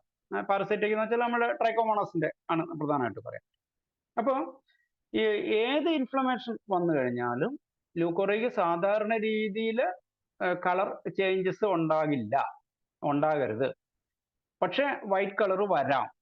അപ്പോൾ എന്താ വെച്ചാൽ നമ്മൾ ഓവുലേഷന് നമ്മൾ പേഷ്യൻസിനോട് പറഞ്ഞു കൊടുക്കൂലേ. ഞാൻ ഇൻഫെർട്ടിലിറ്റി ക്ലാസ് എടുത്ത കാര്യം, ഇൻഫെർട്ടിലിറ്റിയുടെ ക്ലാസ് നിങ്ങൾ ഒരു പക്ഷേ അറ്റൻഡ് ചെയ്തിട്ടുണ്ടാവും കുറച്ച് പേരെങ്കിലും. അപ്പോൾ അതിനകത്ത് നമ്മൾ ശരിക്കുള്ള വജൈനൽ ഡിസ്ചാർജ് എന്ന് പറയുന്ന ഓവുലേഷനുള്ള ഡിസ്ചാർജ് നമ്മൾ പറയുന്നത് വെണ്ടയ്ക്ക മുറിച്ചാൽ കിട്ടുന്ന പോലെയുള്ള ഒരു സ്ലൈമി ആയിട്ടുള്ള ഒരു ഡിസ്ചാർജ് ആണെങ്കിൽ നമ്മൾ ഓവുലേഷനൊക്കെ അറിയുന്നത് അങ്ങനെ തന്നെയാണ്, നിങ്ങൾക്ക് അറിയാമല്ലോ. ഇനി പുതിയതായിട്ട് കേൾക്കുന്ന ആൾക്കാർക്ക് അല്ല കുട്ടികൾക്കാർക്ക് അറിയില്ല എങ്കിൽ ജസ്റ്റ് പറഞ്ഞുതരാം. നമ്മൾ ഓവുലേഷൻ നടക്കുന്ന ഡേറ്റ് എങ്ങനെ തിരിച്ചറിയാന്ന് വെച്ചാൽ ആ വജൈനൽ ഡിസ്ചാർജിന് ഈ നല്ല ഇലാസ്റ്റിസിറ്റി ഉണ്ടാവും. അപ്പോൾ ഓവുലേഷന് മുമ്പ് നമ്മളിപ്പോൾ പല ബോഡി ടെമ്പറേച്ചർ മെത്തേഡ് ഒന്നും അത്ര എളുപ്പമല്ല. ഓവുലേഷൻ നടക്കുന്നത് കൃത്യമായിട്ട് നമുക്കറിയാനും നമ്മുടെ പേഷ്യൻസിനൊക്കെ പറഞ്ഞു കൊടുക്കാനുള്ള വഴിയെ പറയാം. ഏർലി മോർണിംഗിൽ വജൈനയില് വിരൽ ഇൻസേർട്ട് ചെയ്യണം. വിരൽ ഇൻസേർട്ട് ചെയ്യുമ്പോൾ വെച്ചാൽ വജൈനന്റെ വാളിലുള്ള ഇതല്ല, സ്രവമല്ല എടുക്കേണ്ടത്. സെർവിക്സിന്റെ അറ്റത്ത് വരെ വിരൽ എത്തുന്ന രീതിയിൽ വിരൽ ഇൻസേർട്ട് ചെയ്തിട്ട് വിരലിന്റെ അറ്റത്ത് പറ്റുന്ന ആ ദ്രവം നമ്മളിങ്ങനെ വലിച്ചു നോക്കി കഴിഞ്ഞാൽ ഓവുലേഷൻ അടുക്കുന്തോറും ഈ ദ്രവം നമ്മളിങ്ങനെ എന്താ പറയുക ഇലാസ്റ്റിസിറ്റി ആയിട്ട് ഇങ്ങനെ നമ്മുടെ കയ്യിൽ ഇങ്ങനെ എത്ര വലിച്ചാലും പൊട്ടാത്ത രീതിയിലാവും. അപ്പോൾ ഓവുലേഷന്റെ ആ ഡേറ്റിൽ എങ്ങനെയാന്ന് വെച്ചാൽ നമ്മൾ വിരൽ എത്ര അകത്തി കഴിഞ്ഞാൽ ഇതിങ്ങനെ തൂങ്ങിക്കിടക്കുകയുള്ളൂ, ഇത് പൊട്ടൂല. അന്നാണ് ഓവുലേഷൻ നടക്കുക. ഓവുലേഷൻ പിറ്റേ ദിവസം മുതൽ ഈ സാധനം വലിക്കുമ്പോൾ തന്നെ ഇത് പൊട്ടുകയും ചെയ്യും. അത്ര ഇലാസ്റ്റിസിറ്റി. അപ്പൊ ശരിക്കും നമ്മൾ ആൾക്കാർക്ക് മനസ്സിലാകാൻ വേണ്ടിയിട്ട് പറയാം, വെണ്ടയ്ക്കൊക്കെ മുറിച്ചു കഴിഞ്ഞാൽ കിട്ടുന്ന ആ ദ്രവത്തെ പോലെയുള്ള ഒരു കൺസിസ്റ്റൻസി എന്നുള്ള രീതിയിലാണ് നമ്മൾ പറയാം. അതൊരു ഓർക്കാൻ എളുപ്പത്തിന് പറഞ്ഞതാണ്. ഇത് അറിയില്ലാത്തവർക്ക് ഉപകാരപ്പെടട്ടെ എന്ന് കരുതിയാണ്. അപ്പൊ അടുത്ത് ഇൻഫ്ലമേറ്ററി ലൂക്കോറിയയിൽ നമ്മൾ പറഞ്ഞ പോലെ അങ്ങനെ വരുമ്പോൾ ഇൻഫ്ലമേഷൻ രോഗാണുബാധ വരുമ്പോൾ എന്ത് ചെയ്യും, ഈ വജൈനൽ ഡിസ്ചാർജിന്റെ കളർ വ്യത്യാസം വരാം. അപ്പൊ ഈ ലൂക്കോറിയ എന്ന് പറഞ്ഞാൽ നിങ്ങൾക്ക് അറിയാലോ, ലൂക്കോ എന്ന് പറഞ്ഞാൽ വൈറ്റ് എന്നാണ് അർത്ഥം. ലുക്കോഡെർമ, ലുക്കോപ്ലേക്കിയ എന്നൊക്കെ നമുക്ക് വാക്കറിയില്ല. ഓറിയ എന്ന് പറഞ്ഞാൽ ഡിസ്ചാർജ് എന്നാണ്. നമ്മൾ ഒട്ടോറിയ എന്നൊക്കെ നമ്മൾ പറയാറില്ലേ. പയോറിയ എന്നൊക്കെ പറഞ്ഞാൽ ഡിസ്ചാർജ് ആണ്. എളുപ്പമാണ്. ലുക്കോറിയ എന്ന് പറഞ്ഞാൽ ബൈ ഡിസ്ചാർജ്. അതുകൊണ്ട് തന്നെ വൈറ്റ്സ് എന്നുള്ള പേരുണ്ട്. പിന്നെ പേഷ്യൻസിന്റെ പ്രാദേശിക നാമങ്ങളൊക്കെ അറിഞ്ഞിരിക്കണേ. ഓരോ നാട്ടിലൊക്കെ പ്രാക്ടീസ് ചെയ്യുമ്പോൾ ചിലയിടത്ത് അസ്ഥി ഉരുക്കം, അസ്ഥി സ്രാവം, വെള്ളപോക്ക് എന്നൊക്കെ പറഞ്ഞിട്ട് ഭീകരമായ പല പേരുകളൊന്നും പറയും. മുമ്പൊക്കെ ഹോമിയോ കോളേജിൽ പഠിച്ചിരുന്ന സമയത്ത് പിന്നെ ഒരു അധ്യാപകനായിരുന്നു, തമിഴ്നാട്ടിൽ നിന്ന് വന്നതായിരുന്നു. അദ്ദേഹം PGക്ക് അവിടെ വന്നതാണ്. അപ്പൊ ഈ നാട്ടുകാർ വന്നിട്ട് അസ്ഥി ഉരുക്കം എന്നൊക്കെ പറഞ്ഞു കഴിയുമ്പോൾ അദ്ദേഹം എഴുതി വെച്ച പ്രിസ്ക്രിപ്ഷൻ ഓസ്റ്റിയോളൈസിസ് എന്നായിരുന്നു. അപ്പൊ അതിന് കാരണം അവര് പറഞ്ഞപ്പോ അദ്ദേഹത്തിന് കുറ്റം പറഞ്ഞിട്ട് കാര്യമില്ല. കാരണം അദ്ദേഹം നേരെ അങ്ങോട്ട് മലയാളത്തിലോട്ട് ട്രാൻസ്ലേറ്റ് ചെയ്തു. അപ്പൊ പിന്നെ അത് കഴിഞ്ഞപ്പോൾ ഞാൻ അദ്ദേഹത്തോട് പറഞ്ഞു, സാറേ അതല്ല സംഭവം, ഇത് ഇങ്ങനെയാണ് സംഭവം. അപ്പോഴാണ് വേറൊരു പേഷ്യന്റ് വന്നിട്ട് പറയുന്നത് വെള്ളപോക്കെന്ന്. വെള്ളപോക്കെന്ന് ഇദ്ദേഹം കേട്ടത് വെള്ളം പോക്കെന്നാണ്. അവനോട് ചോദിച്ചു, മനോജ് വാട്ട് ഈസ് വെള്ളം പോക്ക്? അദ്ദേഹം വെച്ച് വേറെന്താ സ്രാവാണ്. അപ്പൊ പറഞ്ഞു വെള്ളം പോക്കല്ലേ, വെള്ളപോക്കാണ് സത്യം എന്ന് പറഞ്ഞ് അദ്ദേഹത്തെ പറഞ്ഞു കൊടുത്തു. അപ്പോ ഓരോ നാട്ടില് പ്രാദേശിക നിങ്ങളൊക്കെ പ്രാക്ടീസ് ചെയ്യാൻ തുടങ്ങുന്ന കുട്ടികൾ ഉണ്ടെങ്കിൽ അവർക്കൊക്കെ ഓരോ നാട്ടില് പിന്നെ പറയുന്ന പേരുകൾ വ്യത്യാസമായിരിക്കും. അപ്പൊ അതുകൊണ്ട് തന്നെ ജനങ്ങൾക്ക് ഈ രോഗത്തെക്കുറിച്ച് ഭയങ്കര തെറ്റിദ്ധാരണ ഉണ്ടാവും. അസ്ഥിസ്രാവം എന്ന് വെച്ചാൽ അസ്ഥി ഉരുകി പോകുന്നതാണ്, അതാണ് ഈ വെള്ള നിറത്തിൽ കാണുന്നത്, അതാണ് ഈ പേഷ്യന്റ് മെലിഞ്ഞിരിക്കുന്നത് എന്നൊക്കെ പല നാട്ടിലൊക്കെ അങ്ങനെ പറയാറുണ്ട്. ഒറ്റ നോട്ടത്തിൽ മെലിഞ്ഞിരിക്കുന്ന പിന്നെ ആൾക്കാരെ കണ്ട് അവർക്ക് ഇങ്ങനെ ഒരു തകരാറുണ്ട് എന്ന് പറയുന്ന അമ്മച്ചിമാരും ഗ്രാൻഡ്മാമാരൊക്കെ ഉള്ളൊരു കാലമുണ്ട്. പക്ഷെ കുറെയൊക്കെ ശരി തന്നെയാണ്. പിന്നെ സ്ഥിരമായിട്ടുള്ള കുറെ പേഷ്യൻസിനകത്ത് പിന്നെ കോൺസ്റ്റിറ്റ്യൂഷൻ അവരുടെ വ്യത്യാസം വരാറുണ്ട്. ആ കോൺസ്റ്റിറ്റ്യൂഷൻ വ്യത്യാസം വരുമ്പോൾ നമുക്ക് പലപ്പോഴും സെറ്റിയും നാട്രമോറും അതുപോലെ അയഡം അങ്ങനെയുള്ള മെഡിസിൻസ് വരും. അതേസമയം ഒബീസ് ആയിട്ടുള്ള ലൂക്കോറിയ പേഷ്യൻസ് വരുമ്പോൾ ഒബീസ് ആയിട്ടുള്ള മെഡിസിൻസ്, നമ്മൾ ഒബീസിറ്റി ഉള്ള ലൂക്കോറിയ പേഷ്യൻസിന് നമ്മൾ കാൽക്കരി കാർബോഗ്രാഫേറ്റീസ് പോലുള്ള തടിയും മാറുന്ന മെഡിസിൻസ് നമ്മൾ ഉപയോഗിക്കുന്ന കാര്യം ഓർക്കുക. പിന്നെ പാരസൈറ്റിക് ലുക്കോറിയ, അതിനകത്ത് ട്രൈക്കോമോണാസ് ആണ്, നിങ്ങൾക്ക് അറിയാലോ. ട്രൈക്കോമോണാസ് വജനൈറ്റിസ് ആണ് ഒരു ഇതുണ്ടാവുക. പിന്നെ നമ്മൾ പുസ്തകത്തിൽ കാണാതെ ഒന്ന് രണ്ട് സാധനമുണ്ട്. അതാണ് ഈ ഹോമിയോപ്പതിക്കാർക്ക് പ്രധാനപ്പെട്ട കാര്യങ്ങളിലൊന്ന്. അത് ചിലപ്പോൾ ഫോറിൻ ബോഡീസിനെ കുറിച്ചിട്ട് പുസ്തകത്തിൽ പറയാറില്ല, വേംസിനെ കുറിച്ചിട്ട് വരാറില്ല. കാരണം വേംസ് ഒക്കെ അവര് അനുഭവം ഉണ്ടെങ്കിലും പുസ്തകത്തിലൊന്നും വേംസിനെ കുറിച്ചിട്ടൊന്നും പറയുന്ന കേട്ടിട്ടില്ല. നമുക്ക് പുസ്തകത്തില് ലൂക്കോറിയ ഓഫ് ലിറ്റിൽ ചിൽഡ്രനും ലൂക്കോറിയ ഓഫ് ഇൻഫൻസ് അല്ല, ചിൽഡ്രൻ എന്ന് പറയുമ്പോൾ നമ്മൾ ആദ്യം ചിന്തിക്കേണ്ടത് വജൈനയിൽ എന്താണ് പറ്റിയത് എന്നുള്ളതാണ്. ചിലപ്പോൾ അല്ലാതെ ഇൻഫെക്ഷൻസ് വരാട്ടോ. പക്ഷെ അതല്ല എങ്കിൽ നമ്മൾ കുട്ടികളെ സംബന്ധിച്ചുള്ള ഒറ്റ ചോദ്യം, പിൻവേംസ് ഉണ്ടോ എന്ന് ചോദിച്ചാൽ പിന്നെ വേറെ ചോദ്യമൊന്നും വേണ്ട. അവിടെ നമുക്ക് പിൻവേമിന്റെ റെമഡിയാണ്. പിൻവേംസ് വജൈനയുടെ ഉള്ളിലോട്ട് കയറുന്നുണ്ടാവും എന്നുള്ള കാര്യം നമ്മൾ ശ്രദ്ധിക്കുക. അപ്പൊ അങ്ങനെ ഉണ്ടെങ്കിൽ പിന്നെ വജൈനിൽ ചിലപ്പോൾ അമ്മമാരോട് നോക്കാൻ പറയണം. ഒരു ആൻസിലെല്ലാം നോക്കണ്ട, വജൈനിൽ നോക്കിക്കഴിഞ്ഞാൽ വജൈനിൽ ചിലപ്പോൾ പിൻവേംസിനെ കിട്ടും. പിൻവേംസ് ഉണ്ടെങ്കിൽ കോൺസ്റ്റന്റ് ഇറിറ്റേഷൻ ആയിരിക്കും. പിന്നെ കുട്ടികൾ അവിടെ ഇച്ചിങ് ചെയ്തുകൊണ്ടിരിക്കും. ആ ഇച്ചിങ് മാറിയിട്ട് ചിലപ്പോൾ ഈ മസ്റ്റുബേഷൻ ടെൻഡൻസീസ് വരും. പിന്നെ അങ്ങനെയുള്ള കുറെ അനുബന്ധ പ്രശ്നങ്ങൾ വരാം. പിന്നെ കുട്ടികളിൽ ശ്രദ്ധിക്കേണ്ടത് ഫോറിൻ ബോഡീസ്. നമ്മളൊരു കുഞ്ഞുവാവയ്ക്ക് ഇത് വന്നു കഴിഞ്ഞാൽ ഫോറിൻ ബോഡീസ് ഉണ്ടോ എന്ന് നോക്കണം. ഫോറിൻ ബോഡീസ് കുട്ടികൾ അറിഞ്ഞും അറിയാതെയും കളിക്കുമ്പോൾ കയറി പോകുന്നതും അങ്ങനെയൊക്കെയുള്ള സാധ്യതകളുണ്ട്. പിന്നെ അപ്പൊ അങ്ങനെ ഉണ്ടെങ്കിൽ അത് റിമൂവ് ചെയ്യണം. റിമൂവ് ചെയ്തിട്ട് പിന്നെ അല്ലാണ്ട് ഇവിടെ സൈഡീഷ്യ മാത്രം കൊടുത്തുകൊണ്ടിരിക്കരുത്. ഈ യു ക്യാൻ റിമൂവ്, നമുക്ക് ആ ഫോറിൻ ബോഡി റിമൂവ് ചെയ്യണം. പിന്നെ ഞാൻ പറഞ്ഞല്ലോ, അതിന് കോസസ് എന്തെങ്കിലും കോസ് കിട്ടുകയാണെങ്കിൽ നമുക്ക് ചികിത്സിക്കാൻ എളുപ്പമാണ് എന്ന് പറഞ്ഞല്ലോ. ലുക്കോറിയക്ക് കാരണങ്ങൾ അക്യൂട്ട് ആയിട്ടുള്ള കോസുകൾ, നമുക്ക് ക്രോണിക് ആയിട്ടുള്ള കോസുകളെ കുറിച്ച് ചിന്തിക്കുക. എന്ന് വെച്ചാൽ രോഗം തുടങ്ങാൻ എന്ത് കാരണം ഉണ്ടായി, നമുക്ക് കിട്ടുകയാണെങ്കിൽ എളുപ്പമായി. അല്ലാതെ യൂട്രൈൻ കോസുകൾ, മറ്റുള്ള ഫിസിയോളജിക്കൽ, അനാട്ടമിക്കൽ, മറ്റുള്ള പത്തോളജിക്കൽ കോസുകളെല്ലാം നമുക്ക് കണ്ടുപിടിക്കാം. അതിനനുസരിച്ചുള്ള മെഡിസിൻസ് ഒക്കെ വരും. ചില കേസിനകത്ത് പുവർ ഹൈജീൻ ഒരു കാരണം വരാം. അപ്പൊ എന്ത് ചെയ്യണം? ലുക്കോറിയ മാറാതെ വരുന്ന കേസുകൾ കുറെ വർഷമായി എന്ന് പറഞ്ഞു കഴിഞ്ഞാൽ നിങ്ങൾ ഒരു എക്സാമിൻ ചെയ്യുന്ന ഒരു ശീലം ഉണ്ടാകുന്നത് നല്ലതാണ്. പല ഡോക്ടർമാർ, ഹോമിയോ ഡോക്ടർമാർക്ക് എക്സാമിൻ ചെയ്യുന്ന ഒരു ശീലമില്ല. പല ആശുപത്രികളിലും ഒരു എക്സാമിനേഷൻ ടേബിൾ ഉണ്ടെങ്കിൽ അവിടെ ബാക്കിയുള്ള സ്ഥാവര ജംഗമ വസ്തുക്കൾ വയ്ക്കാനുള്ള ഒരു സ്പേസ് ആയിട്ടാണ് ഈ പിന്നെ ടേബിൾ ഉപയോഗിക്കാറുള്ളത്. അതല്ല, എക്സാമിനേഷൻ ചെയ്യുന്നതിന്റെ കാര്യം പിന്നെ ഇത്രയും കൊല്ലമായിട്ട് മാറാത്തതിന് ഒരു കാരണം ഉണ്ടാവും. അത് ആ ഡോക്ടർമാർ കണ്ടെത്തിയിട്ടുണ്ടാവില്ല. നിങ്ങൾക്ക് ആ കാരണം കണ്ടെത്തി കഴിഞ്ഞാൽ ഈസി ആയിട്ട് ആ രോഗം മാറ്റാൻ പറ്റും. അപ്പോൾ പുവർ ഹൈജീൻ ആണെന്ന് ഒറ്റ നോട്ടത്തിൽ പിന്നെ മനസ്സിലായി എന്ന് വിചാരിക്കുക. നിങ്ങൾ കേട്ടിട്ടുള്ള ഒരു വിഖ്യാതമായ തമാശ ഉണ്ടാവും. പല കോളേജിലെ പ്രൊഫസർമാരെ കുറിച്ച് പറഞ്ഞിട്ടുണ്ട്, കോഴിക്കോട് ഹോമിയോ കോളേജിലും പ്രൊഫസർമാരെ കുറിച്ച് പറഞ്ഞിട്ടുണ്ട്. അപ്പൊ അതെനിക്ക് തോന്നുന്നത് നമ്മുടെ സേഠ് സാറിനെ കുറിച്ചിട്ടാണെന്ന് തോന്നുന്നു. രോഗി വന്ന് തൊടയിലെ ചൊറിച്ചിൽ മാറുന്നേ ഇല്ല. അപ്പൊ സാറ് പറഞ്ഞു തുണി വെക്കി കാണിക്കാൻ പറഞ്ഞു. നോക്കുമ്പോൾ പറഞ്ഞു ആ ഷഡ്യൂര് ആ വേസ്റ്റ് ബോക്സിലിട്ടോ ആ പൊക്കോ രോഗം മാറി എന്ന് പറഞ്ഞു വിട്ടിട്ട് ഒരു കഥ കേട്ടിട്ടുണ്ട്. എന്ന് പറഞ്ഞതുപോലെ ചില കേസിനകത്ത് അത്ര ഹൈജീൻ മോശമാണെങ്കിൽ ആ ശീലം അവർക്ക് മാറ്റിയാലേ രോഗം മാറും. അപ്പൊ ചില പേഴ്സൺസിലെ പിന്നെ ഹൈജീന്റെ കാര്യത്തിലേ തീരെ ബോധേടല്ല. അപ്പൊ അത് മാത്രമല്ല ചിലതല്ല, നേരെ തിരിച്ചിട്ടാണ് ഭയങ്കര ഓവറായിട്ട് ഹൈജീനും കൊണ്ട് വരും. അതും പ്രശ്നമാണ്. കാരണം ആ ഒരു സാധനം നമ്മുടെ ആ വജനൽ ഓറിഫൈസ് എന്ന് പറയുന്നത് മ്യൂക്കസ് മെംബ്രെയിൻ ആണ്. അപ്പൊ ഇവര് ഇവിടെ ഇട്ട് കഴുകുന്ന ഓരോ സാധനങ്ങൾ ലൈസോൾ, ഡെറ്റോൾ എന്നൊക്കെ വേണ്ട എന്തൊക്കെ നാട്ടിൽ അവൈലബിൾ ആണ് ഡിറ്റർജൻസ്. ഇപ്പൊ വിവാഷ് ആണ് പ്രധാനമായിട്ടുള്ള സാധനം. ഞാൻ അതൊന്ന് വായിച്ചു നോക്കാം അതിനുള്ള എന്താണ് സാധനം. അതിനകത്ത് ഇപ്പൊ നമ്മളൊരു ബ്രാൻഡിനെ പറയാന്നുള്ളല്ല, ഞാൻ പേര് പറഞ്ഞാൽ ഇങ്ങനെ കമ്പനിക്കാർക്ക് പ്രശ്നമാവണ്ട. ഏറ്റവും കോമണസ്റ്റ് ആയിട്ടുള്ള ഒരു ബ്രാൻഡ് അവിടെ വാഷ് ചെയ്യാൻ വേണ്ടിയിട്ട് ഇപ്പൊ ഒന്നിലധികം പ്രൊഡക്റ്റുകൾ ഇറങ്ങിയിട്ടുണ്ട്. അതിനകത്ത് വായിച്ചൊക്കെ ഫുൾ കെമിക്കൽസ് ആണ്. ഞാൻ ഈ സാധനം നിങ്ങളുടെ വായിൽ ഉപയോഗിക്കാൻ പറ്റുമോ എന്ന് വളരെ മാത്രം നോക്കിയാൽ മതി.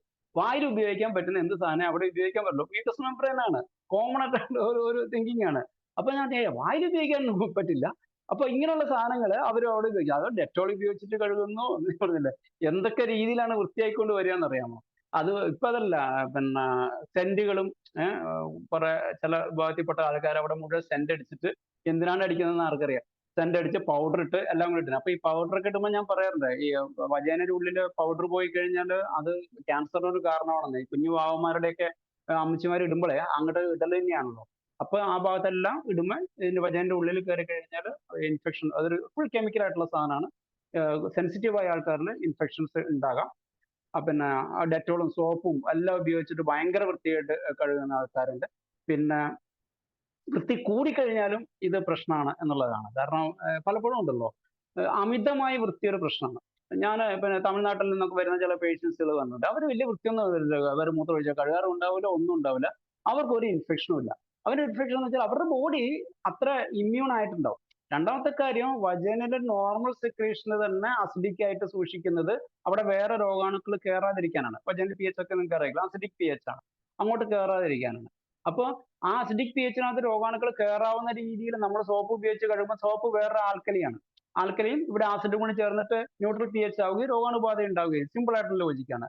നമ്മള് പിന്നെ ഇപ്പൊ നമ്മുടെ സെമനകത്ത് പിന്നെ ആൽക്കലൈൻ ആയിട്ട് വരുന്നതുകൊണ്ടാണ് അതും ഇതിന്റെ വജൈനലിന്റെ അസിഡിറ്റിയും ക്യാൻസൽ ആകണം. എന്നാലേ സ്പേംസിന് സ്മൂത്ത് ആയിട്ട് ജീവിക്കാൻ പറ്റുള്ളൂ. അല്ലെങ്കിൽ അസിഡിറ്റി ഉള്ള അവസ്ഥയിലാണെങ്കിൽ സ്പേംസ് ചത്തുപോകും. അപ്പോൾ അങ്ങനെയൊക്കെയുള്ള ഒരു പിന്നെ കോമൺ സെൻസ് നമുക്കും ഉണ്ടാകണം. അപ്പൊ അതുകൊണ്ട് ഇവിടെ ഡെറ്റോളും സോപ്പൊന്നും ഉപയോഗിച്ചിട്ട് കഴുകേണ്ട സാഹചര്യം അല്ല എന്നുള്ള കാര്യം പേഷ്യൻസിനെ മനസ്സിലാക്കിക്കണം. പിന്നെ ക്ലാസ് എടുക്കുമ്പോൾ മുമ്പ് എന്നോട് ക്ലാസ് ഉണ്ട്, മനോജ് ഡോക്ടറുടെ ക്ലാസ് കുറച്ച് അശ്ലീലമായി പോകാറുണ്ട്. അശ്ലീലമൊന്നുമല്ല, ഉള്ള കാര്യം പറയണല്ലോ. നമ്മൾ ഡോക്ടർമാരാണ്, അതിനകത്ത് ശ്ലീലത്തിന്റെ അശ്ലീലത്തിന്റെ ഒന്നും കാര്യമൊന്നുമല്ല. ഇന്ന് നമ്മളൊക്കെ പ്രാക്ടീസ് തുടങ്ങി 25 കൊല്ലം മുമ്പത്തുള്ള അവസ്ഥയൊന്നുമല്ല. ഫീമെയിൽ മാസ്റ്റർബേഷൻസ് വളരെ കോമൺ ആണ്. അപ്പൊ ഇവര് സമ്മതിച്ചാലും സമ്മതിച്ചിട്ടില്ലെങ്കിലും മുമ്പ് എങ്ങനെയാണ് പറയാ, 90% പുരുഷന്മാരും മാസ്റ്റർബേറ്റ് ചെയ്യുന്നു, സ്ത്രീകള് മാസ്റ്റർബേറ്റ് ചെയ്യുന്നില്ല എന്ന് കള്ളത്തരം പറയുന്നു എന്ന് പറയുന്ന പോലെയാണ്. അപ്പൊ ഇന്ന് നിങ്ങൾക്ക് തന്നെ അറിയാം, ഓൺലൈനായിട്ട് ധാരാളം സെക്സ് ടോയ്സ് അവൈലബിൾ ആണ്. അപ്പൊ അത് ധാരാളം കുട്ടികൾ ഹോസ്റ്റലിലും അല്ലാതെ ജീവിക്കുന്ന ധാരാളം ആൾക്കാർ അത് ഉപയോഗിക്കുന്നുണ്ട്. അപ്പൊ ഈ സെക്സ് ടോയ്സിന്റെ ഉപയോഗം കൊണ്ട് അവരതിന് പിന്നെ സ്മൂത്തനിങ് ആയിട്ട് അവർക്ക് പിന്നെ അവൈലബിൾ ആയിട്ടുള്ള സാധനങ്ങൾ, കെമിക്കൽ ഓയിൽസും അതുപോലെ തന്നെ സോപ്പും മറ്റുള്ള കാര്യങ്ങളൊക്കെ ചിലപ്പോൾ ഉപയോഗിക്കും. അപ്പൊ അങ്ങനെ വജേന പൊള്ളിയിട്ടൊക്കെ ആൾക്കാർ വരുന്നുണ്ട്. അപ്പൊ നമ്മൾ ആ പേഷ്യന്റുമായിട്ടൊരു ഇന്റിമസി ഉണ്ടെങ്കിൽ പേഷ്യൻസ് ചിലപ്പോൾ സത്യം പറയും. എങ്ങനെയാണ് പൊള്ളിയെന്ന് ചോദിച്ചു കഴിഞ്ഞാൽ അവരെന്തെങ്കിലും പറയുന്നത് നമുക്ക് ഊഹിക്കാം, ഇന്നതായിരിക്കും എന്ന് ഊഹിക്കാം. അങ്ങനെ വരുമ്പോൾ അതിനുള്ള മെഡിസിൻസ് നമുക്ക് അതൊരു കോഴ്സായിട്ട് എടുക്കണം. ഉദാഹരണം ഞാൻ പറയാം, നാട്രം, നമ്മൾ അലക്കുകാരത്തിലുള്ളത് മെഡിസിൻസ് അല്ല, അലക്കുകാരത്ത് ഉള്ളത് സോഡിയം കാർബണേറ്റ് ആണ്, നിങ്ങൾക്ക് അറിയാലോ. നമ്മുടെ മെഡിസിൻ നാട്രം കാർബ് ഒന്ന് വായിച്ചു നോക്കിയാൽ മതി. നാട്രം കാർബ് ലൂക്കോറിയയ്ക്ക് നല്ലൊരു മെഡിസിനാണ്.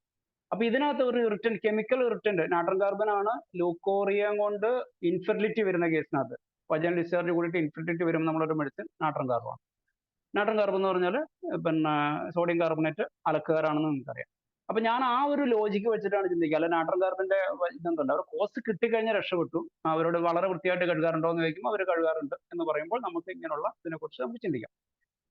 പിന്നെ ഇത് തുടങ്ങിയിട്ട് എത്ര കാലമായെന്ന് വെച്ചാൽ ചിലപ്പോൾ അക്യൂട്ട് കേസ്, പിന്നെ ഹസ്ബൻഡ് എപ്പോൾ വന്നു, നാട്ടിലുണ്ടായിരുന്നോ, ഉണ്ടായിരുന്നു, ഇപ്പൊ അടുത്ത കാലത്ത് വന്നാണ്, ഗൾഫുകാരനാണ്, അല്ലെങ്കിൽ വിദേശിയായിട്ട് ഇപ്പൊ വന്നിട്ടുള്ളൂ എന്ന് വെച്ച് കഴിഞ്ഞാൽ നമ്മളിപ്പോൾ മെഡിസിൻ ചിന്തിക്കേണ്ടത് പിന്നെ നമ്മൾ സാധാരണ ഇതിന്റെ മെഡിസിന്റെ പുറകെ ഒന്നും പോകണ്ട. നമ്മൾ എന്താണ് ഹണിമൂൺ സ്റ്റേറ്റസിന് കൊടുക്കുന്ന മെഡിസിൻസ്, സ്റ്റാഫിസാഗ്ര, ആർണിക്ക, അങ്ങനെയുള്ള കാര്യങ്ങളെ കുറിച്ചിട്ട് ചിന്തിച്ചാൽ മതി. അപ്പൊ അതല്ലെങ്കിൽ നമ്മൾ ഒരു കാലത്ത് സ്റ്റാഫിസാഗ്ര, ആർണിക്ക ഒന്നും ചിന്തിക്കുകയില്ല. ഹണിമൂൺ സ്റ്റേറ്റസ് എന്ന് പറഞ്ഞാൽ നമുക്ക് എല്ലാവർക്കും ഓർമ്മ ഉണ്ടാവുകയും ചെയ്യും. പിന്നെ റെക്കറന്റ് ആയിട്ട് ഇപ്പൊ കാൻഡിഡിയാസിസ് പോലുള്ള പിന്നെ റെക്കറന്റ് ആയിട്ട് ലൂക്കോറിയ വരികയാണെന്ന് വിചാരിക്കുക, ക്രോണിക് ആൻഡ് റെക്കറന്റ് ആയിട്ട് വന്നുകൊണ്ടിരിക്കുന്നത്. അപ്പൊ നമുക്ക് ഒന്ന് പേഷ്യന്റിന് ഡയബറ്റീസ് ഉണ്ടോ എന്ന് നോക്കണം. ഡയബറ്റീസ് ഉണ്ടെങ്കിൽ നിങ്ങൾക്ക് അറിയാലോ, ഡയബറ്റീസ് ഉണ്ടായി കഴിഞ്ഞാൽ എന്താ സംഭവിക്കുക? ഡയബറ്റീസ് ഉണ്ടാക്കി കഴിഞ്ഞാൽ നമ്മുടെ എല്ലാ ഡിസ്ചാർജസിന്റെ ഉള്ളിലും മധുരം ഉണ്ടാവും എന്നുള്ളതാണ്. പിന്നെ നമ്മുടെ യൂറിന് സ്മെൽ ഉണ്ടാവുന്ന, യൂറിന് മധുരം ഉണ്ടാവുന്ന നിങ്ങൾക്ക് അറിയാലോ. വളരെ കൂടിക്കഴിഞ്ഞാൽ നമ്മുടെ പിന്നെ നമ്മുടെ സ്വെറ്റിന് വരെ സ്വീറ്റിഷ് സ്മെല്ല് വരും. അതുകൊണ്ടാണ് സ്വീറ്റിഷ് സ്മെൽ അട്രാക്ട് ഫ്ലൈസ് എന്നൊക്കെ പറഞ്ഞ സിംറ്റംസ് ഒക്കെ വരുന്ന രീതിയിൽ പിന്നെ റീനൽ ഫെയിലർ അല്ല ഐ മീൻ പിന്നെ ലിവർ ഫെയിലർ വരുമ്പോഴോ അല്ലെങ്കിൽ ഇതുപോലെ തന്നെ ഡയബറ്റിക് പിന്നെ അതിന്റെ എക്സ്ട്രീംസ് നെഫ്രോപ്പതി ഒക്കെ വരുന്ന കണ്ടീഷനകത്തൊക്കെ നമ്മുടെ സ്വെറ്റിന് സ്വീറ്റിഷ് സ്മെല്ലുകൾ വരാം. വേറെ ലിവർ ഡിസീസിനകത്തൊക്കെ വരാറുണ്ട്. അങ്ങനെയൊക്കെ വരുമ്പോൾ കലേഡിയത്തിന് ഇൻഡിക്കേഷൻ ആണെന്നൊന്നും വിചാരിച്ചിട്ട് കാര്യമില്ല, അത് ഡിസീസിന്റെ കോംപ്ലിക്കേഷനുമാണ്. കലേഡിയം കൊടുത്തതിന് ചിലപ്പോൾ ആ സിംറ്റം മാറുകയും ചെയ്തേക്കാം. അപ്പോൾ പേഷ്യന്റിന് ഡയബറ്റീസ് ഉണ്ടെങ്കിൽ അവരുടെ യൂറിനകത്ത് മധുരം ഉണ്ടാകാം, അവരുടെ മറ്റ് ഡിസ്ചാർജുകൾക്കും പിന്നെ മധുരം ഉണ്ടാകാം. കാൻഡിഡിയസ് പോലുള്ള ഫംഗസുകൾ വളരെ വ്യാപകമായിട്ട് കൂടുക. അപ്പൊ എന്ത് ചെയ്യണം? പേഷ്യന്റിന് ഡയബറ്റീസ് ഉണ്ടോ എന്ന് ചോദിച്ചാൽ നമ്മൾ ഡയബറ്റീസ് അവിടെ ക്യൂർ ചെയ്യാനുള്ള മെഡിസിൻസ് കൂടി കൊടുത്തു കഴിഞ്ഞാൽ അവിടെ ലൂക്കോറിയ മാറുള്ളൂ. അപ്പൊ അതിന്റെ മെയിൻറ്റെയിനിങ് കോസ്റ്റ് അത് തന്നെയായിരിക്കും. ഇനി പാർട്ട്ണർക്കാണ് ഡയബറ്റീസ് എന്ന് വിചാരിക്കാം, അപ്പോഴും പ്രശ്നമാണ്. ഇപ്പൊ ഹസ്ബൻഡിന് ഡയബറ്റീസ് ഉണ്ട്, അയാൾക്ക് എപ്പോഴും പിന്നെ പെനിസിന്റെ മുകളിൽ ഇൻഫെക്ഷൻ ഉണ്ട്. പക്ഷെ ഇത് നമ്മൾ ചോദിക്കില്ല. ഇവരുടെ ഡയബറ്റീസ് നിങ്ങൾക്ക് പേഴ്സ് ഉണ്ടോ, ഭർത്താവിന് ഡയബറ്റീസ് ഉണ്ടോ എന്ന് നമ്മൾ ചോദിക്കില്ല. ഭർത്താവ് ഭാര്യയ്ക്കല്ലേ രോഗം എന്നല്ല വിചാരിക്കുക. അതിന് നമ്മൾ ചോദിക്കുന്ന വേറൊരു വഴി എന്ന് വെച്ചാൽ നിങ്ങൾക്ക് ഇച്ചിങ് ഉണ്ടോ എന്ന് ചോദിക്കുന്നു, ഭർത്താവിന് ഇച്ചിങ് ഉണ്ടോ എന്ന് ചോദിക്കാം. അപ്പം വൈഫിന് ഇച്ചിങ് ഉണ്ടെങ്കിൽ അതേ രോഗം പിന്നെ ഭർത്താവിന് കിട്ടുമ്പോൾ അവർക്ക് ഇച്ചിങ് ഉണ്ടോ. ഒരു പ്രത്യേകത എന്താണെന്ന് വെച്ചാൽ കൻഡിഡിയാസിസ് വരുമ്പോൾ പുരുഷന്മാരിലായിരിക്കും സിംറ്റംസ് പെട്ടെന്ന് ഉണ്ടാവുക. കാരണം അവരുടെ ഫോർസ്കിന്റെ മുകളിൽ അതിനുള്ളിൽ വൈറ്റ് പോലെ ഇങ്ങനെ പൊടിയടിയും, അല്ലെ അവർക്ക് ഫോർസ്കിൻ നീക്കാൻ വിഷമം വരികയും, അങ്ങനെയൊക്കെ വരുമ്പോൾ ഈ പുരുഷന്മാരിലെ സിംറ്റംസ് പെട്ടെന്ന് ഇച്ചിങ് പ്രോമിനന്റ് ആയിരിക്കും. പക്ഷെ സ്ത്രീകളിൽ അത്രയും പെട്ടെന്ന് ഈ ഇൻഫെക്ഷന്റെ ഇച്ചിങ് ഒന്നും ചിലപ്പോൾ ഉണ്ടാവണമെന്നില്ല. ഡിസ്ചാർജുകൾ ഉണ്ടാവും, ഒരു മൈൽഡ് ഇച്ചിങ് ഉണ്ടാവുള്ളൂ, അത് അവർക്ക് ടോളറബിളും ആയി എന്ന് വരാം. അപ്പൊ ഡയബറ്റീസ് ഉണ്ടോ എന്നുള്ള കാര്യം നമ്മൾ ചോദിക്കണം. അപ്പൊ ഉണ്ടെന്ന് പറയുകയാണെങ്കിൽ ഡയബറ്റീസിനും കൂടെയുള്ള മെഡിസിൻ കൂടി കൊടുത്തു കഴിഞ്ഞാലാണ് നമുക്ക് ഇത് മാറ്റാൻ പറ്റുള്ളൂ. അതുപോലെ തന്നെ ഡയബറ്റീസിന് നമുക്ക് വാഷുകളൊക്കെ കൊടുക്കാം കേട്ടോ. ഏത് നമ്മൾ സിസിജിയൻ തന്നെ കൊടുക്കാം. സിസിജിയൻ ടിഞ്ചർ നമുക്ക് വജന ഡൗച്ചിങ്ങിന് കൊടുക്കാം. പിന്നെ അപ്പൊ വജന ഡൗച്ചിങ് എങ്ങനെ ജസ്റ്റ് ഒന്ന് പറയാം. നമ്മൾ സാധാരണ ക്രേസോട്ട് ടിഞ്ചറുകൾ, മാരകമായ കേസിനകത്തൊക്കെ ക്രേസോട്ട് ടിഞ്ചർ, ഈവൻ കരണ്ടില, മറ്റു പല ടിഞ്ചറുകൾ ഉപയോഗിക്കാം. അപ്പൊ ഡയബറ്റീസ് ഉണ്ടെങ്കിൽ ഏറ്റവും നല്ല സിസിജി ആണ്. സിസിജി നമ്മൾ പിന്നെ ഏതാണല്ലോ water may be the indicated medicine used for vaginal washing. അത് ചെയ്യുന്ന രീതി പലപ്പോഴും പഴയ കാലത്തൊന്നും ഡോക്ടർമാർക്ക് ഇത് പറഞ്ഞു കൊടുക്കില്ലായിരുന്നില്ല. എന്ന് വെച്ചാൽ പറഞ്ഞ ഡോക്ടർമാർക്ക് അറിയില്ലാത്തതുകൊണ്ട് കൂടി ആയിരിക്കും. ഒരു കപ്പിനകത്ത് ടിഞ്ചർ ഒഴിക്കുക, അരക്കപ്പ് വെള്ളം എടുക്കുക, അതിനകത്ത് 15 ചൂടയിൽ 30 ടിഞ്ചർ ഒഴിക്കുക, വാഷ് ചെയ്യാൻ പറയും. അപ്പൊ നമ്മൾ ഈസി ആയിട്ട് അറിയാം, നമ്മൾ അങ്ങനെ വാഷ് ചെയ്ത് കഴിഞ്ഞാൽ വജന്റെ സൂപ്പർഫിഷ്യൽ ഭാഗത്ത് മാത്രമേ ആവുള്ളൂ, ഉള്ളിലോട്ട് എത്തൂല. ഉള്ളിലോട്ട് എത്താതെ ആയി കഴിഞ്ഞാൽ നമുക്ക് എഫക്റ്റീവ്. കേൾക്കാൻ പറ്റല്ലോ സാർ? കേൾക്കാം. സാർ കേൾക്കാം. അപ്പൊ പിന്നെ അങ്ങനെയാണെങ്കിൽ വജൻ വാഷിന് ഉപയോഗിക്കേണ്ട രീതി അറിയില്ലാത്ത ആൾക്കാരുണ്ടെങ്കിൽ ശ്രദ്ധിക്കേണ്ടത്, നമ്മൾ ഇതുപോലെ അരക്കപ്പ് വെള്ളത്തിനകത്ത് അല്ലെങ്കിൽ വജന വാഷ് ചെയ്യാവുന്ന രീതിയിൽ ഒരു കപ്പ് ഗ്ലാസ്സിനകത്ത് വെള്ളത്തിനകത്ത് നമ്മൾ ഇൻഡിക്കേറ്റർ ടിഞ്ചർ ഒഴിക്കുക. എന്നിട്ട് നമ്മൾ പിന്നെ നീഡിലില്ലാത്ത സിറിഞ്ച്, അത് 30 ml ഒക്കെ നമ്മളെ പശുവിനൊക്കെ ഉപയോഗിക്കുന്ന രീതിയിൽ വലിയ സിറിഞ്ചുകൾ നമുക്ക് മേടിക്കാൻ കിട്ടും. അപ്പൊ അങ്ങനെയുള്ള 15 ml 30 ml ഒക്കെ സിറിഞ്ച് നമുക്ക് മേടിക്കാൻ കിട്ടും. അതിന്റെ നീഡിലില്ലാതെ അതിനകത്ത് ഈ നമ്മുടെ ഈ ഡൈല്യൂട്ട് ചെയ്ത ടിഞ്ചർ വെച്ചിട്ട് നമുക്ക് വജന്റെ ഉള്ളിലോട്ട് നമുക്ക് ഇഞ്ചെക്ട് ചെയ്തിട്ട് വാഷ് ചെയ്യാം. അല്ലാണ്ട് പുറമേ കൂടെ കഴുകി കഴിഞ്ഞാൽ ഉള്ളിലുള്ള നമുക്ക് കഴുകാൻ പറ്റില്ല. അപ്പൊ അത് പിന്നെ നമ്മളതൊന്നും പുസ്തകത്തിൽ പഠിക്കുന്നില്ലാത്തതുകൊണ്ടാണ് ഞാനത് പറഞ്ഞത്. പിന്നെ മറ്റേ പറഞ്ഞല്ലോ, ഫോറിൻ ബോഡീസ് കുട്ടികളിലൊക്കെ ആണെങ്കിൽ ഫോറിൻ ബോഡീസ് കാണാനുള്ള സാധ്യതയുണ്ട്. കുട്ടികളെ കൊണ്ട് വന്നു കഴിഞ്ഞാൽ നമ്മൾ ഇന്നത്തെ കാലമായതുകൊണ്ട് നമ്മൾ എക്സാമിൻ ചെയ്ത് നോക്കണം. പലപ്പോഴും നേരത്തെ പറഞ്ഞ പോലെ പിൻവേംസിന്റെ സാധ്യത ഉണ്ടാകും. പിൻവേംസ് ഉണ്ടോ എന്ന് ചോദിക്കുക. 2 ഫോറിൻ ബോഡീസ് ഇപ്പൊ എനിക്ക് 1-2 കേസുകൾ, പിന്നെ 2 അല്ലെന്ന് എനിക്ക് തോന്നുന്നത്, കുട്ടികളെ കൊണ്ട് വരുമ്പോൾ ഡിസ്ചാർജ് നോക്കുമ്പോൾ ഒരു ഡോക്ടർമാരും നോക്കിയിട്ടുണ്ടാവില്ല. നോക്കുമ്പോഴായിരിക്കും അതിന്റെ ഉള്ളിൽ ഈ കുട്ടികളുടെ എന്തെങ്കിലും ബട്ടൺസ്, ഗിൽറ്റുകൾ ഒക്കെ ഉള്ള സാധനങ്ങൾ ഉണ്ടാവുക. പക്ഷേ ഒരു കുഞ്ഞിന്റെ വജനയുടെ ഉള്ളിൽ നോക്കുമ്പോൾ ഒരു തിളങ്ങുന്ന ഒരു സാധനം. അപ്പൊ ഞാൻ എന്തോ ഫോറിൻ ബോഡി ഉണ്ടല്ലോ എന്ന് വിചാരിച്ചാൽ ഫോഴ്സിന് എടുക്കുമ്പോൾ ഒരുതരം ഗിൽറ്റ് പോലത്തെ നമ്മൾ ഈ കുട്ടികളുടെ ഡ്രസ്സിന് മുകളിൽ കാണുന്ന ഒരു പടത്തിലുള്ള സാധനമായിരുന്നു. എത്രയോ ദിവസമായി ഇവിടെ ഇരിക്കുന്നു, എല്ലാ ഡോക്ടർമാരും മരുന്ന് കൊടുത്തു, ഇത് പോകുന്നില്ല. ആ സാധനം എടുത്ത് മാറ്റിയിട്ട് നമ്മൾ മെഡിസിൻ കൊടുക്കുമ്പോൾ അത് മാറും. അപ്പൊ അതുകൊണ്ട് കുട്ടികൾ വന്നു കഴിഞ്ഞാൽ, പ്രത്യേകിച്ച് നിങ്ങൾക്ക് അറിയാലോ ഇപ്പോഴത്തെ രീതിയിൽ ബാലപീഡനങ്ങളും മറ്റുള്ള കാര്യങ്ങളൊക്കെ നടക്കുന്ന ഒരു കാലമായതുകൊണ്ട് നമ്മൾ എക്സാമിൻ ചെയ്യുമ്പോഴായിരിക്കും ചിലപ്പോൾ ആ കുഞ്ഞിന്റെ മറ്റുള്ള എന്തെങ്കിലും വിഷമങ്ങളൊക്കെ നമ്മൾ മനസ്സിലാക്കുക. അപ്പൊ അതുകൊണ്ട് അതൊക്കെ നോക്കിക്കൂടുക. അതുപോലെ വേം ട്രബിൾ ഉണ്ടെങ്കിൽ വേം ട്രബിളിനെ കുറിച്ചിട്ട് അത് മരുന്ന് കൊടുക്കണം. അവിടെ നമ്മൾ അല്ലാതുള്ള ഇൻഡിക്കേഷൻ നോക്കിയിട്ട് എന്താണ് പിന്നെ ലൂക്കോറി ഓഫ് ലിറ്റിൽ ചിൽഡ്രൻ എന്നൊക്കെ പറഞ്ഞിട്ട് പുസ്തകത്തിൽ കാണുന്ന മെഡിസിൻസ് ഒന്നും കൊടുത്തിട്ട് കാര്യം ഉണ്ടാവില്ല. അവിടെ നമ്മൾ ഇങ്ങനെ ഒരു സിംറ്റം ഉണ്ടോ എന്നുള്ള കാര്യം. പിന്നെ ഇനി കുറച്ച് നാടൻ ഭാഷയിൽ പറഞ്ഞു കഴിഞ്ഞാൽ ഉള്ള കുറച്ച് കാര്യങ്ങളുണ്ട്. നമ്മൾ പഴയ അമ്മച്ചിമാരൊക്കെ പറയുന്ന കാര്യമില്ലേ, പിന്നെ ചില ഭക്ഷണം കഴിച്ചു കഴിഞ്ഞാൽ വെള്ളപോക്ക് വരും,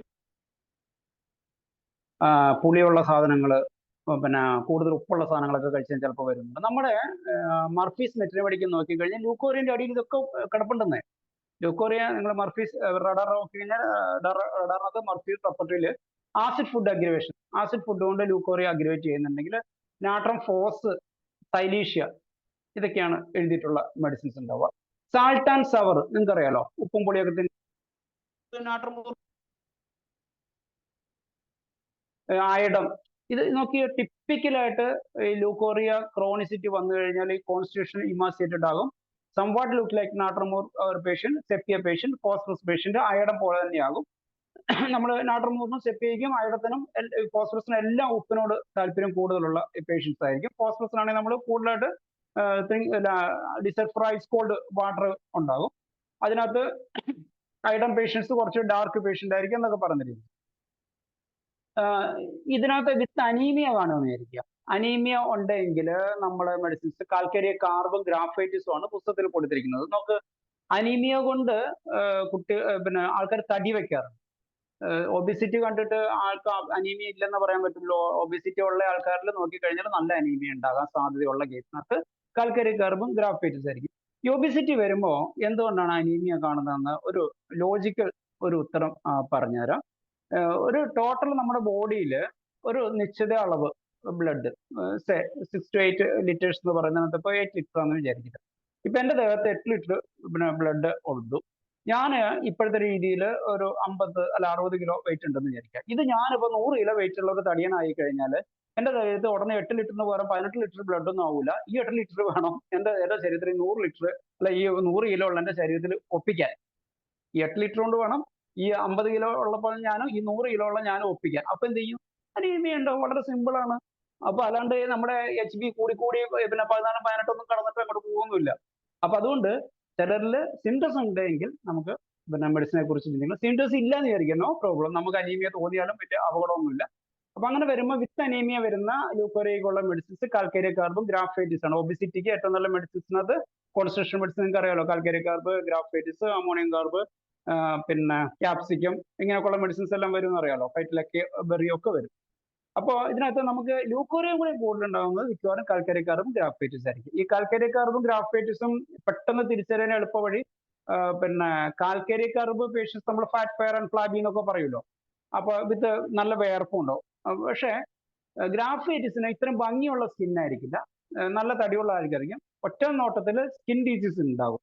കാൽക്കേരിയ കാർബിന് അത്രയും ഉണ്ടാവണമെന്നില്ല. പക്ഷെ കാൽക്കേരിയ കാർബിന് സവർ സ്വെറ്റൊക്കെ ഉണ്ടാവും. പക്ഷെ ഗ്രാഫൈറ്റിസിന് അങ്ങനെയല്ല. വിത്ത് സ്കിൻ ഡിസീസ് ഉണ്ടെങ്കിൽ ഒറ്റ നോട്ടത്തിൽ തടിയുള്ള ആൾക്കാരും ഫോൾഡേഴ്സിലൊക്കെ സ്കിൻ ഡിസീസ്, ഫംഗൽ ഡിസീസ് ഉണ്ടെങ്കിൽ നമുക്ക് പെട്ടെന്ന് ഗ്രാഫൈറ്റിസിനെ പിന്നെ കണ്ടുപിടിക്കാം. അവരുടെ കൂടെ അവരുടെ ഡിസ്ചാർജസ് എല്ലാം ഗഷിങ് ലുക്കോറിയ ഉള്ള സാധനമാണെന്ന് നിങ്ങൾക്ക് അറിയാലോ. അലൻ സ്കിൻ ഉണ്ടെന്ന് പറഞ്ഞല്ലോ, ഗഷിങ് ലുക്കോറിയാണ്. അപ്പൊ അങ്ങനെ ഇഷ്ടംപോലെ ലുക്കോറിയ വന്നുകൊണ്ടിരിക്കുന്ന ആ പേഷ്യൻസിനകത്ത് തൈസിലൊക്കെ ഇറപ്ഷൻസ് ഒക്കെ വരും. അങ്ങനെയുള്ള കേസിനകത്ത് നമ്മൾ ഗ്രാഫൈറ്റിസ് കൊടുക്കേണ്ടി വരും. പിന്നെ ആന്റിബയോട്ടിക്സിന്റെ ശേഷം പലപതി ചില മെഡിസിൻസ് ഈ ആന്റിബയോട്ടിക്സിന് കഴിച്ചു കഴിഞ്ഞാൽ വരുന്ന മെഡിസിൻസ് ഏറ്റവും നല്ലത് പിന്നെ പറയുന്നത് നൈട്രിക് ആസിഡ്. നൈട്രിക് ആസിഡിന് ഓർക്കണം, ആന്റിബയോട്ടിക്സ് കഴിച്ചിട്ടുള്ള മിക്ക പ്രശ്നങ്ങൾക്കും, അത് പിന്നെ ലൂക്കോറിയക്ക് മാത്രമല്ല വായിൽ ആഫ്റ്റേഴ്സ് ഉണ്ടാകുന്നതിനും ആന്റിബയോട്ടിക്സിന്റെ സൈഡ് എഫക്ട്. ഇംഗ്ലീഷ് മരുന്ന് കഴിച്ചിട്ട് പറയില്ലേ, ഇംഗ്ലീഷ് മരുന്ന് കഴിക്കുന്ന പേഷ്യൻസ് വരുമെങ്കിൽ നൈട്രിക് ആസിഡ് ആണ് ഫസ്റ്റ്, അങ്ങനെ തന്നെ പറഞ്ഞിട്ടുണ്ട് കേട്ടോ. അപ്പൊ അതിനകത്ത് ഒരു കാര്യം ഞാൻ പറയാം, ഇത് പറഞ്ഞിട്ടുള്ളത് എപ്പോഴും ആഫ്റ്റേഴ്സിന്റെ അടിയിൽ ചിലപ്പോൾ ഉണ്ടാവണം എന്നില്ല. അതാണ് നമ്മൾ ബോണിഹസിന്റെ ആ ഒരു കൺസെപ്റ്റ് നമ്മുടെ ഉള്ളിൽ ഉണ്ടാവണം. ഒരു condition, body as a whole ആണ്. അപ്പോൾ എവിടെയെങ്കിലും ആയിരിക്കും ഇത് പറഞ്ഞിട്ടുണ്ടാവുക. ഇപ്പൊ ലൂക്കോറിയന്റെ അടിയിൽ കൃത്യമായിട്ട് പറഞ്ഞിട്ടുണ്ട് leucorrhoea after antibiotic medicine nitric. പക്ഷെ ആഫ്റ്റസിന്റെ അടിയിൽ ചിലപ്പോൾ നിങ്ങൾക്ക് കിട്ടിയെന്ന് വരില്ല. ആഫ്റ്റസിന്റെ അടിയിൽ അത് തന്നെയായിരിക്കും പഠിക്കുന്നത്. നമ്മൾ സെൻസേഷൻ ലൊക്കേഷൻ മൊഡാലിറ്റീസ് പിന്നെ ബോണിഗസിന്റെ രീതിയിൽ എടുക്കുമ്പോൾ ഒരു ഭാഗത്ത് ഒരു ക്രിട്ടിക്കൽ സെൻസേഷൻ ഇല്ല എന്ന് വിചാരിച്ചിട്ട് ഒഴിവാക്കുകയല്ല ചെയ്യുന്നത്. മറ്റു ഒന്നിലധികം ഭാഗത്ത് ഒരാൾക്ക് ഒരു ബേണിംഗ് പെയിൻ ആണെന്ന് വിചാരിക്കുക, അത് നമ്മൾ ഇവിടെ ആഡ് ചെയ്യും. Same is applicable. ടോട്ടൽ ബോഡിയിൽ ആ ഒരു പർട്ടിക്കുലർ സ്ഥലത്ത് ആ ഒരു സിംറ്റംസ് ഇല്ല എന്ന് ഓർത്തിട്ട് അതില്ല എന്നുള്ളതല്ല, അത് നമുക്ക് ആഡ് ചെയ്തിട്ട് ചിന്തിക്കാം. അപ്പോൾ അത് മെഡിസിന്റെ കാര്യത്തിലും അത് തന്നെയാണ്. ഒരിടത്ത് അതിന് ഗുണമുണ്ട്, അല്ലെങ്കിൽ ആന്റിബയോട്ടിക്സ് കൊണ്ട് ഇന്ന സിംറ്റം ഉണ്ടാകും എന്ന് പറഞ്ഞാൽ you can think about nitric acid here also. പിന്നെ അതുപോലെ നിങ്ങൾക്ക് അറിയാം, ആന്റിബയോട്ടിക്സ് കഴിച്ച് ഇങ്ങനെ വായിൽ പുണ്ണുണ്ടാവും എന്ന് പറയുന്നല്ലോ. അപ്പൊ വായിന്റെ ഏകദേശം അതേ ഒരു ഓറിഫൈസ് ഇവിടെ ഉണ്ടെങ്കിൽ അതേപോലെ ഒരു ഓറിഫൈസ് ആണ് അവിടെ. ഇത് നമ്മൾ ഔട്ടർ സ്കിന്നിന്റെ ഇന്നർ ലെയർ ആണ് കണക്കാക്കുക. നമ്മുടെ പിന്നെ ശരീരം ഒരു ട്യൂബുലർ ബോഡി ആയിട്ട് കണക്കാക്കി കഴിഞ്ഞാൽ വാ മുതൽ ആനസ് വരെയുള്ള ഒരു ട്യൂബാണ്. അപ്പൊ അതുകൊണ്ട് അത് നമ്മുടെ ഇന്നർ സ്കിൻ എന്ന് പറഞ്ഞത് നമ്മുടെ വാ മുതൽ താഴോട്ടുള്ള ഒരു ഭാഗമാണെന്ന് മനസ്സിലാക്കുക. അതുകൊണ്ട് തന്നെയാണ് ചിലപ്പോൾ നമ്മുടെ ഔട്ടർ സ്കിന്നിലുള്ള ഒരു സാധനം സപ്രസ് ചെയ്ത് കഴിഞ്ഞാൽ ഈ ഹോമിയോപ്പതി പ്രിൻസിപ്പിൾ അനുസരിച്ച് ഇത് ഇന്നർ ലെയറിലോട്ട് പോകാം. ഇന്നർ ലെയർ എന്ന് പറഞ്ഞാൽ നമ്മുടെ ഇൻറ്റസ്റ്റൈൻ്റെ ഉൾവശമാകാം, യൂട്രസിന്റെ ഉൾവശമാകാം, ഏത് ഇന്നർ ലെയറിലോട്ടും പോകാം. അത് മാരകമായിട്ട് മാറും. ഒരു ഉദാഹരണം ഞാൻ പറയാം. ഇപ്പൊ പുറമെ ഒരു വാർട്ട് ഉണ്ടായെന്ന് വിചാരിക്കുക, നമുക്ക് കാണാം, ഒരു പ്രശ്നമില്ല. അതിന്റെ എന്താണ് ഔട്ടർ ലെയർ ഓഫ് സ്കിൻ ഇടയ്ക്കിടയ്ക്ക് പീല് നമ്മൾ കുളിക്കുമ്പോഴോ തുറയ്ക്കുമ്പോഴോ ഒക്കെ ഇങ്ങനെ പീൽ ചെയ്ത് പോയിക്കൊണ്ടിരിക്കുന്നു. അതുകൊണ്ട് ആ ട്യൂമർ ഒരു വാർട്ട് വലുതാകുന്നില്ല.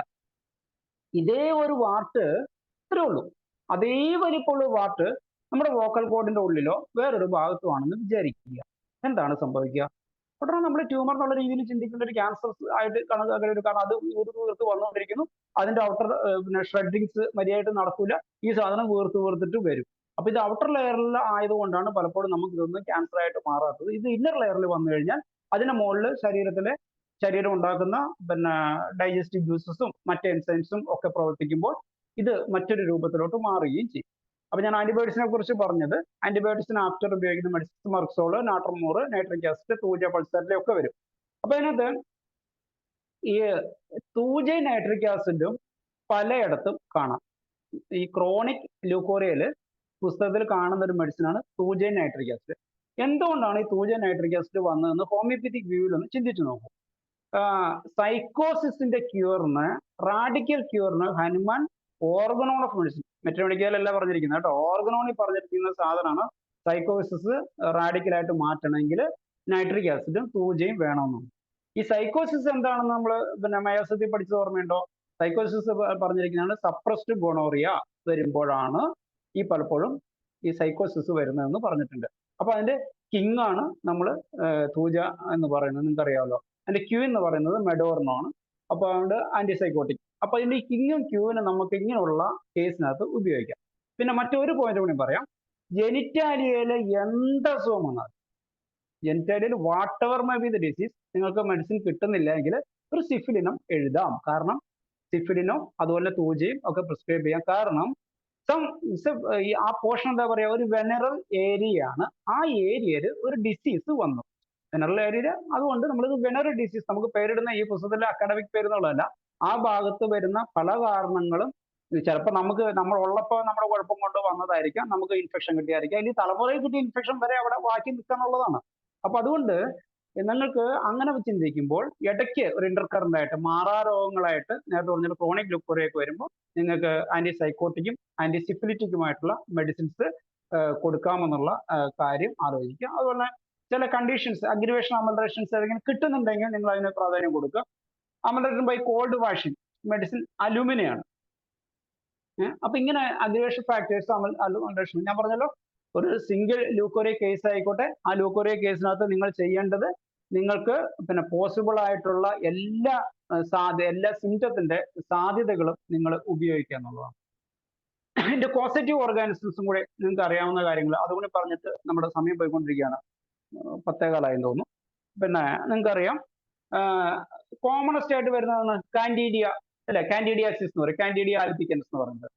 അതിന്റെ കാൻഡിഡിയ ആൽബിക്കൻസ്, ആൽബി എന്ന് പറഞ്ഞാൽ എന്താണ്, വൈറ്റ് എന്നാണ് അർത്ഥം. വെറട്ര ആൽബ്, ബ്രയോണിയ ആൽബ എന്നൊക്കെ നിങ്ങൾക്ക് അറിയാലോ. ആൽബ എന്ന് പറഞ്ഞാൽ വൈറ്റ് എന്നുള്ളതാണ്. അതുകൊണ്ടാണ് ബ്രയോണിയന്റെ പൂവ് വെളുത്തതാണ്, നമ്മളെ വെറട്ര ആൽബത്തിന്റെ പൂവ് വെളുത്തതാണ്. അതുകൊണ്ടൊക്കെ തന്നെയാണ് അതിന് വെള്ള എന്നുള്ള പേര് പറയുന്നത്. കാൻഡിഡിയ ആൽബിക്കൻസ് വൈറ്റ് പിന്നെ ആണ് ബേസിക് ആയിട്ട് കാൻഡിഡിയ ആൽബിക്കൻസിന്റെ സിംറ്റം ആയിട്ട്, അതിന്റെ ഇൻഫെക്ഷൻ ഉണ്ടാകുന്ന ഒരു സിംറ്റം. പിന്നെ അത് ആ വൈറ്റിന്റെ സ്റ്റേജ് കഴിഞ്ഞ് പിന്നെ യെല്ലോയിഷും ഒഫൻസീവ്നെസ് ഒക്കെ വരാം.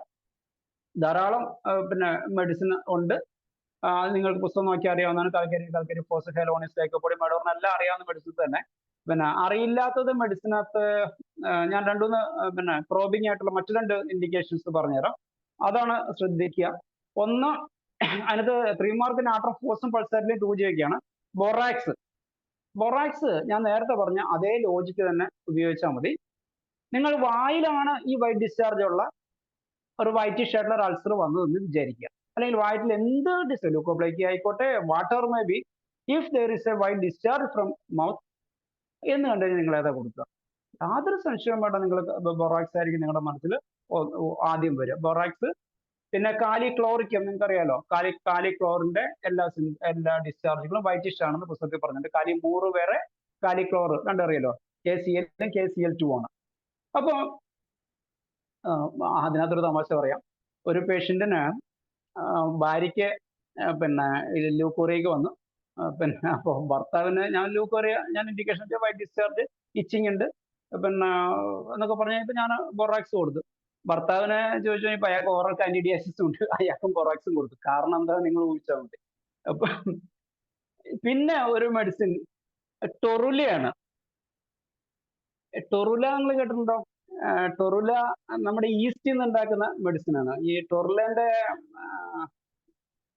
എന്താണ് botanical നെയിമെന്നോ zoological നെയിമെന്നോ biological നെയിമെന്നോ Saccharomyces service എന്നാണ് ഈ സക്കാറോമൈസിസ് എന്ന് പറഞ്ഞാൽ പഞ്ചസാരയെ പുളിപ്പിക്കുന്നത് അല്ലെ, ആ രീതിയിൽ. സക്കാറം എന്ന് പറഞ്ഞാൽ മധുരമായിട്ട് ബന്ധപ്പെട്ട ഒരു സാധനമാണല്ലോ.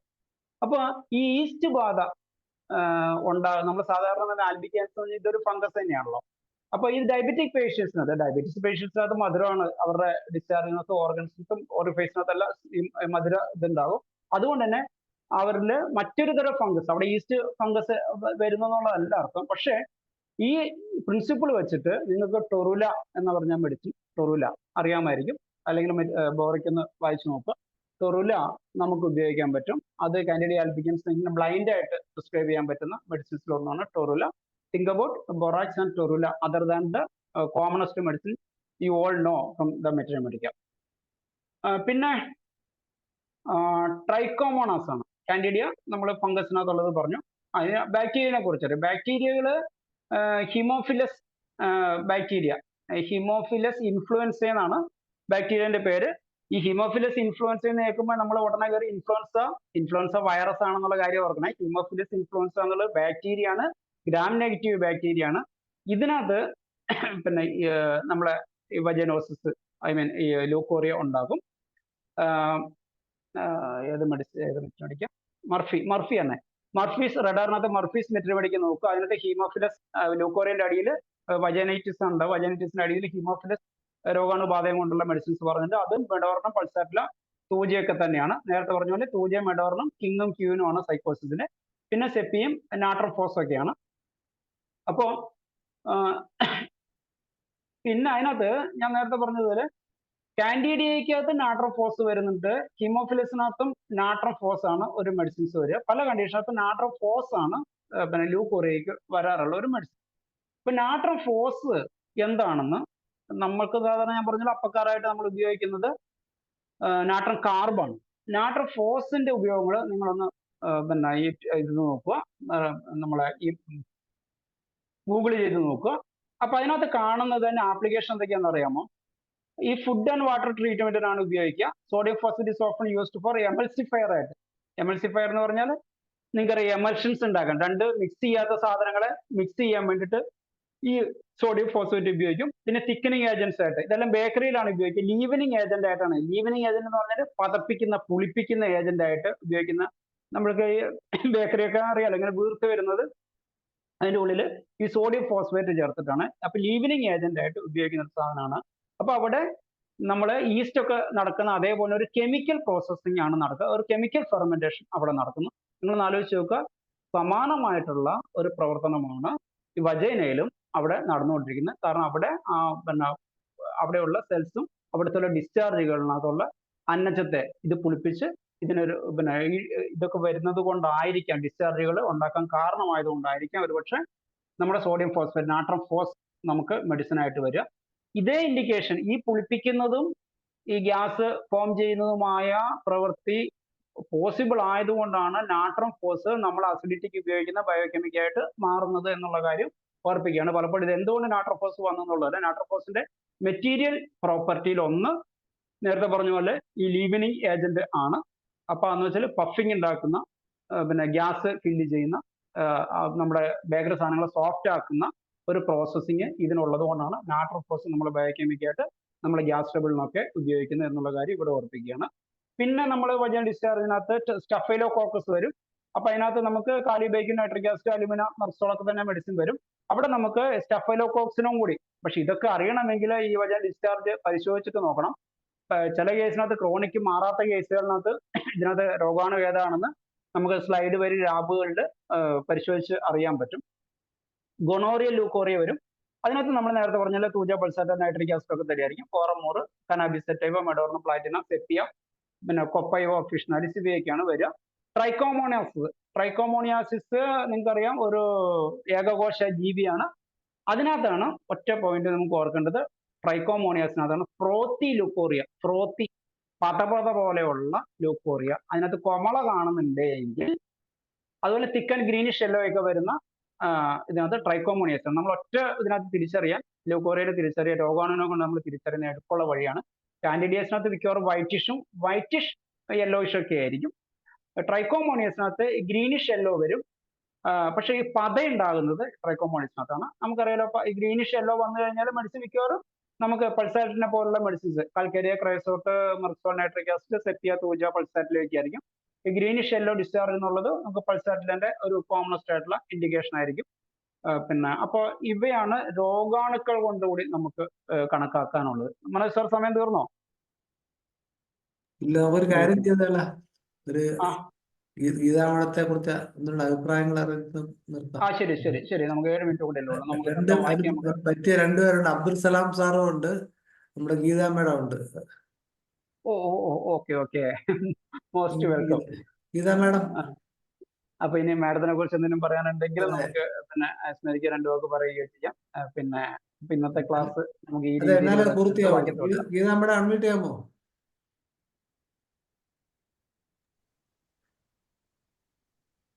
മാഡം.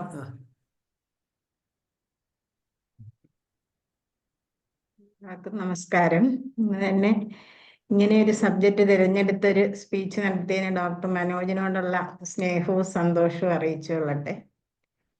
ഇതേപ്പറ്റി പറയുകയാണെങ്കിൽ, ഞങ്ങൾ ഒരുമിച്ച് വർക്ക് ചെയ്യുന്നവരായിരുന്നു. എൻ്റെ സർവീസിന്റെ കൂടുതൽ സമയവും ഞാൻ ട്രിവാൻഡ്രത്തും, ഗീതയുടെ സർവീസ് കാലം കൂടുതലും കോഴിക്കോടുമായിരുന്നു. ഒരു 4-4.5 വർഷക്കാലമേ ഞാൻ കോഴിക്കോട് വർക്ക് ചെയ്തിട്ടുള്ളൂ. പക്ഷെ ഗീതയുടെ വീടും കൊല്ലത്തിനടുത്തുള്ള കുണ്ടറ എന്ന സ്ഥലത്താണ്. സർവീസിൽ വരുന്നതിന് മുമ്പ് തന്നെ ഗീതയെ പരിചയമുണ്ടായിരുന്നു. ഗീതയെപ്പറ്റി പറയുമ്പോൾ അർപ്പണബോധവും ആത്മാർത്ഥതയും കൊണ്ട് ഹോമിയോ രംഗത്ത് പിടിച്ചു നിന്ന ഒരു ഡോക്ടറാണ്. ഗീതയുടെ ഹാർഡ് വർക്ക് നമ്മുടെ ഈ സാഗരമായ ഈ സിസ്റ്റത്തിൽ, ഒരു അനന്തമായ സിസ്റ്റത്തിനെ കുറിച്ച് വായിച്ചും പഠിച്ചും സെമിനാറുകൾ അറ്റൻഡ് ചെയ്തും പഠിപ്പിച്ചും ഗുരുക്കന്മാരിൽ നിന്ന് കേട്ടുമൊക്കെ എല്ലാ രീതിയിലും ഗീത അറിവ് സമ്പാദിക്കാൻ ശ്രമിച്ചിട്ടുണ്ട്. ഈ കാലയളവിനിടയിൽ എത്രയോ പേർക്ക് ഗീതയുടെ പ്രിസ്ക്രിപ്ഷനും ചികിത്സയും കൊണ്ട് ആശ്വാസം ലഭിച്ചിട്ടുണ്ട്. നിരന്തരൻ്റെ കഴിഞ്ഞ ദിവസം അവിടെ ഞാൻ പോയിരുന്നു, കോഴിക്കോട് ഫ്യൂണറൽ അറ്റൻഡ് ചെയ്യാൻ. അവിടെ വന്ന ഡോക്ടർ പേഷ്യൻസിൻ്റെയൊക്കെ സങ്കടം കാണുമ്പോൾ ഡോക്ടർ റോയി, മൂത്ത മകൻ ഗൈനക്കോളജിസ്റ്റായ ഡോക്ടർ റോയി പറയുന്നത്, എന്നെ ആശ്വസിപ്പിക്കേണ്ടവർക്ക് ഞാൻ അങ്ങോട്ട് ആശ്വസിപ്പിക്കേണ്ടി വന്നു. എങ്ങനെയാണ് ഞങ്ങൾ സഹിക്കുന്നത് മോനെ എന്ന് ചോദിച്ചാണ് അവർ പറയുന്നത്. എത്രയോ എത്രയോ കുടുംബങ്ങളെ രക്ഷിച്ചു, എത്രയോ സ്ത്രീ രോഗങ്ങൾക്ക് ആശ്വാസം പകർന്നു നൽകി. സ്ത്രീ രോഗങ്ങൾ തന്നെയാണ് ഗീത കൂടുതലും ചികിത്സിച്ചിട്ടുള്ളത്. ഒരു അമ്മയുടെ ഈ ആത്മവിശ്വാസവും ഇതിലുള്ള അടിയറച്ച വിശ്വാസം കണ്ടിട്ടായിരിക്കാം ഗൈനക്കോളജിസ്റ്റ് കൂടിയായ മോന് ഈ രംഗത്തേക്ക് വന്നത്. ഇനി ഒരു 5-5.5 വർഷം പഠിച്ച് ഇത് ചെയ്യണമല്ലോ. പക്ഷേ ഒരു മടിയും കൂടാതെ റോയിയെ പഠിപ്പിക്കാനുള്ള ഒരു അവസരവും എനിക്ക് കിട്ടി കുറച്ച് ദിവസം. അങ്ങനെ രണ്ടാമത്തെ മകനാണെങ്കിൽ ഫാദർ മുള്ളേഴ്സിൽ നിന്ന് കേസ് ടേക്കിംഗ് ആൻഡ് റെപ്പർട്ടറൈസേഷനിൽ PG കഴിഞ്ഞു. മൂന്നാമത്തെ മകൻ റോബിൻ പീഡിയാട്രിക്സിൽ PG ചെയ്യുകയാണ് കുലശേഖരത്ത് ശാരദാകൃഷ്ണ മിഷനിൽ. ആ മോൻ അന്ന് എക്സാം ആയിരുന്നു കഴിഞ്ഞ വ്യാഴാഴ്ച. മോന് PG ഫസ്റ്റ് ഇയറിന്റെ എക്സാം, ആ ദിവസത്തെ എക്സാം എഴുതാൻ പറ്റിയില്ല. അങ്ങനെ ആ നിറഞ്ഞ വേദനയോടെ വിങ്ങിപ്പൊട്ടുന്ന മനസ്സുമായി നിറഞ്ഞ കണ്ണുകളോടെ നിൽക്കുന്ന ആ കുട്ടികളുടെ മുഖം തന്നെയാണ് ഇന്നും മനസ്സിൽ നിൽക്കുന്നത്. എന്തായാലും മാഡത്തിന്റെ ആ കമ്മിറ്റ്മെന്റിൽ 3 മക്കളും മൂന്ന് മക്കളും അന്നേരം അമ്മയുടെ ഈ രംഗത്തുള്ള നൈപുണ്യവും ആത്മാർത്ഥതയും കണ്ടിട്ടായിരിക്കാം അവർ കൂടാതെ 3 പേരും ഈ രംഗത്ത് വന്നത്. തീർച്ചയായിട്ടും അമ്മയെ പോലെ തന്നെ ഈ രംഗത്ത് ശോഭിക്കാൻ 3 പേർക്ക് ഈശ്വരൻ അവസരം കൊടുക്കട്ടെ.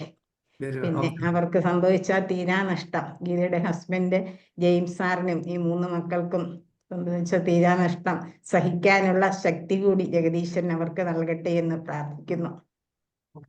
ഒന്നും പറയുന്നില്ല. എന്നും ഗീത നമ്മുടെ എല്ലാവരുടെയും ഓർമ്മകളിലും പേഷ്യൻസിന്റെ ഓർമ്മകളിലും എന്നും ഇതുപോലെ തന്നെ ജീവിക്കും. അബ്ദുൽ സലാം സാറേ. നമസ്കാരം. ഗീത ഡോക്ടർ പഠിക്കുന്ന കാലം മുതലേ അറിയുന്നതാണ്. വൈഫ് ഡോക്ടർ സുബൈദയുടെ ക്ലാസ്മേറ്റും ഒന്നിച്ച് വർക്ക് ചെയ്യുകയും ഒരേ സമയത്തിന് അവർ റിട്ടയർഡ് ആവുകയും ചെയ്തു. വളരെ വ്യക്തിപരമായിട്ട് നന്നായി ഞങ്ങളെല്ലാവരും എപ്പോഴും ബന്ധപ്പെടുന്നവരായിരുന്നു. അവരുടെ ക്ലാസ്സുകാരും ഇടയ്ക്ക് ഗെറ്റ് ടുഗദറൊക്കെ ഉണ്ടായിരുന്നു. പെട്ടെന്നുള്ള ഈ മരണം എല്ലാവരെയും ദുഃഖത്തിലായിട്ടുണ്ട്. പിന്നെ അവര് തന്നെ അവരസുഖം വന്ന് അവർക്ക് സ്വയം നമ്മുടെ ഹോമിയോ മെഡിസിൻ മാത്രം കഴിച്ചിട്ടാണ് അവര് റിക്കവർ ചെയ്തത്. ഇത് തീവ്ര വിധിയായിരിക്കാം പെട്ടെന്ന് നമ്മെ വിട്ട് പിരിഞ്ഞു പോയി. അതുപോലെ തന്നെ മക്കളും അതുപോലെ തന്നെ ഞാൻ നാട്ടിലെത്തിയിട്ടുണ്ട്. അതുകൊണ്ട് ആ മരിച്ച ദിവസം തന്നെ അവിടെ പോയി കാണാനും അവരെ സമാശ്വസിപ്പിക്കാനും ഹസ്ബൻഡിനെയും മക്കളെയും അവരൊക്കെ സമാശ്വസിപ്പിക്കാനൊക്കെ കഴിഞ്ഞു. അവരൊക്കെ വളരെ നല്ല ധൈര്യത്തോടു കൂടിയിട്ട് അങ്ങേയറ്റത്തെ ക്ഷമയോടു കൂടി അവരൊക്കെ അത് മാനേജ് ചെയ്തു എന്നുള്ളതാണ്. പിന്നെ അവര് തുടങ്ങി വെച്ച ഒരു മിഷൻ ഉണ്ടായിരുന്നു. അതുപോലെ തന്നെ ഹോമിയോപ്പതിക്ക് വേണ്ടി എന്തെങ്കിലും ചെയ്യണം എന്ന് എപ്പോഴും പറയുന്ന ഒരാളായിരുന്നു. അതുകൊണ്ട് തന്നെ ഒരു വലിയൊരു ഹോമിയോ ഹോസ്പിറ്റൽ തുടങ്ങാനുള്ള ഒരു ഒരുക്കത്തിലായിരുന്നു.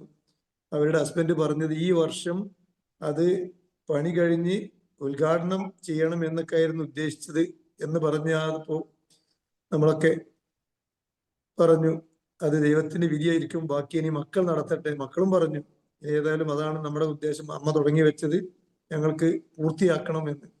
ഏതായാലും നമുക്ക് അവർക്ക് വേണ്ടി പ്രാർത്ഥിക്കാം. ഇത്രമാത്രമേ നമുക്ക് ഇപ്പോൾ ചെയ്യാൻ പറ്റുന്നുള്ളൂ. നമുക്ക് നാളെ എല്ലാവരും ഇന്നും ഇന്നല്ലെങ്കിൽ നാളെ നമ്മളൊക്കെ ആ ലിസ്റ്റിൽ വരേണ്ടവരാണല്ലോ. ഏതായാലും അവർക്ക് വേണ്ടി പ്രത്യേകം പ്രാർത്ഥിക്കാൻ വേണ്ടി അഭ്യർത്ഥിക്കുകയും പ്രാർത്ഥിക്കുകയും ചെയ്യണം. സാർ അതെ, ആത്മാവിന് നേരുന്നു. അപ്പോൾ നമ്മുടെ ഇന്നത്തെ പരിപാടി അവസാനിപ്പിക്കാൻ സമയമായിരുന്നു. ഇന്ന് ഡോക്ടർ മനോജ് അദ്ദേഹത്തിന്റെ വളരെ വൈവിധ്യപൂർണമായ അവതരണം കൊണ്ട് തന്നെ ഒരുപാട് കാര്യങ്ങൾ പറയുകയുണ്ടായി. തികച്ചും പ്രാക്ടിക്കലായ സിസ്റ്റമാണ് ഹോമിയോപ്പതി എന്നും ധാരാളം പേർക്ക് വളരെ ലളിതമായി തന്നെ മരുന്നുകൾ കൊണ്ട് ആശയം നൽകാൻ കഴിയുമെന്ന് വളരെ വ്യക്തമായി. ഇതിന്റെ പാർട്ട് 2 എന്താണെന്നുള്ളതുകൊണ്ട് അറിഞ്ഞേക്കുള്ളൂ. ഡോക്ടർ എന്താണ് പാർട്ട് 2? നമുക്കൊരു ഞായറാഴ്ച എടുക്കാം സാറേ. അടുത്ത ഞായറാഴ്ച പറ്റും, ഞാൻ പറയാം സാർ. ഓക്കെ ശരി. അപ്പം നേരത്തെ ചെയ്യാം. ഇതിന്റെ 2ാം ഭാഗം ഉണ്ടാകും. അപ്പൊ നമുക്ക് ഈ പരിപാടി ഇവിടെ അവസാനിക്കുന്ന സമയമായി. നാളെ അതേസമയം വീണ്ടും കാണാം എന്ന പ്രതീക്ഷയോടെ നിർത്തുന്നു. നന്ദി, നമസ്കാരം. Thank you sir.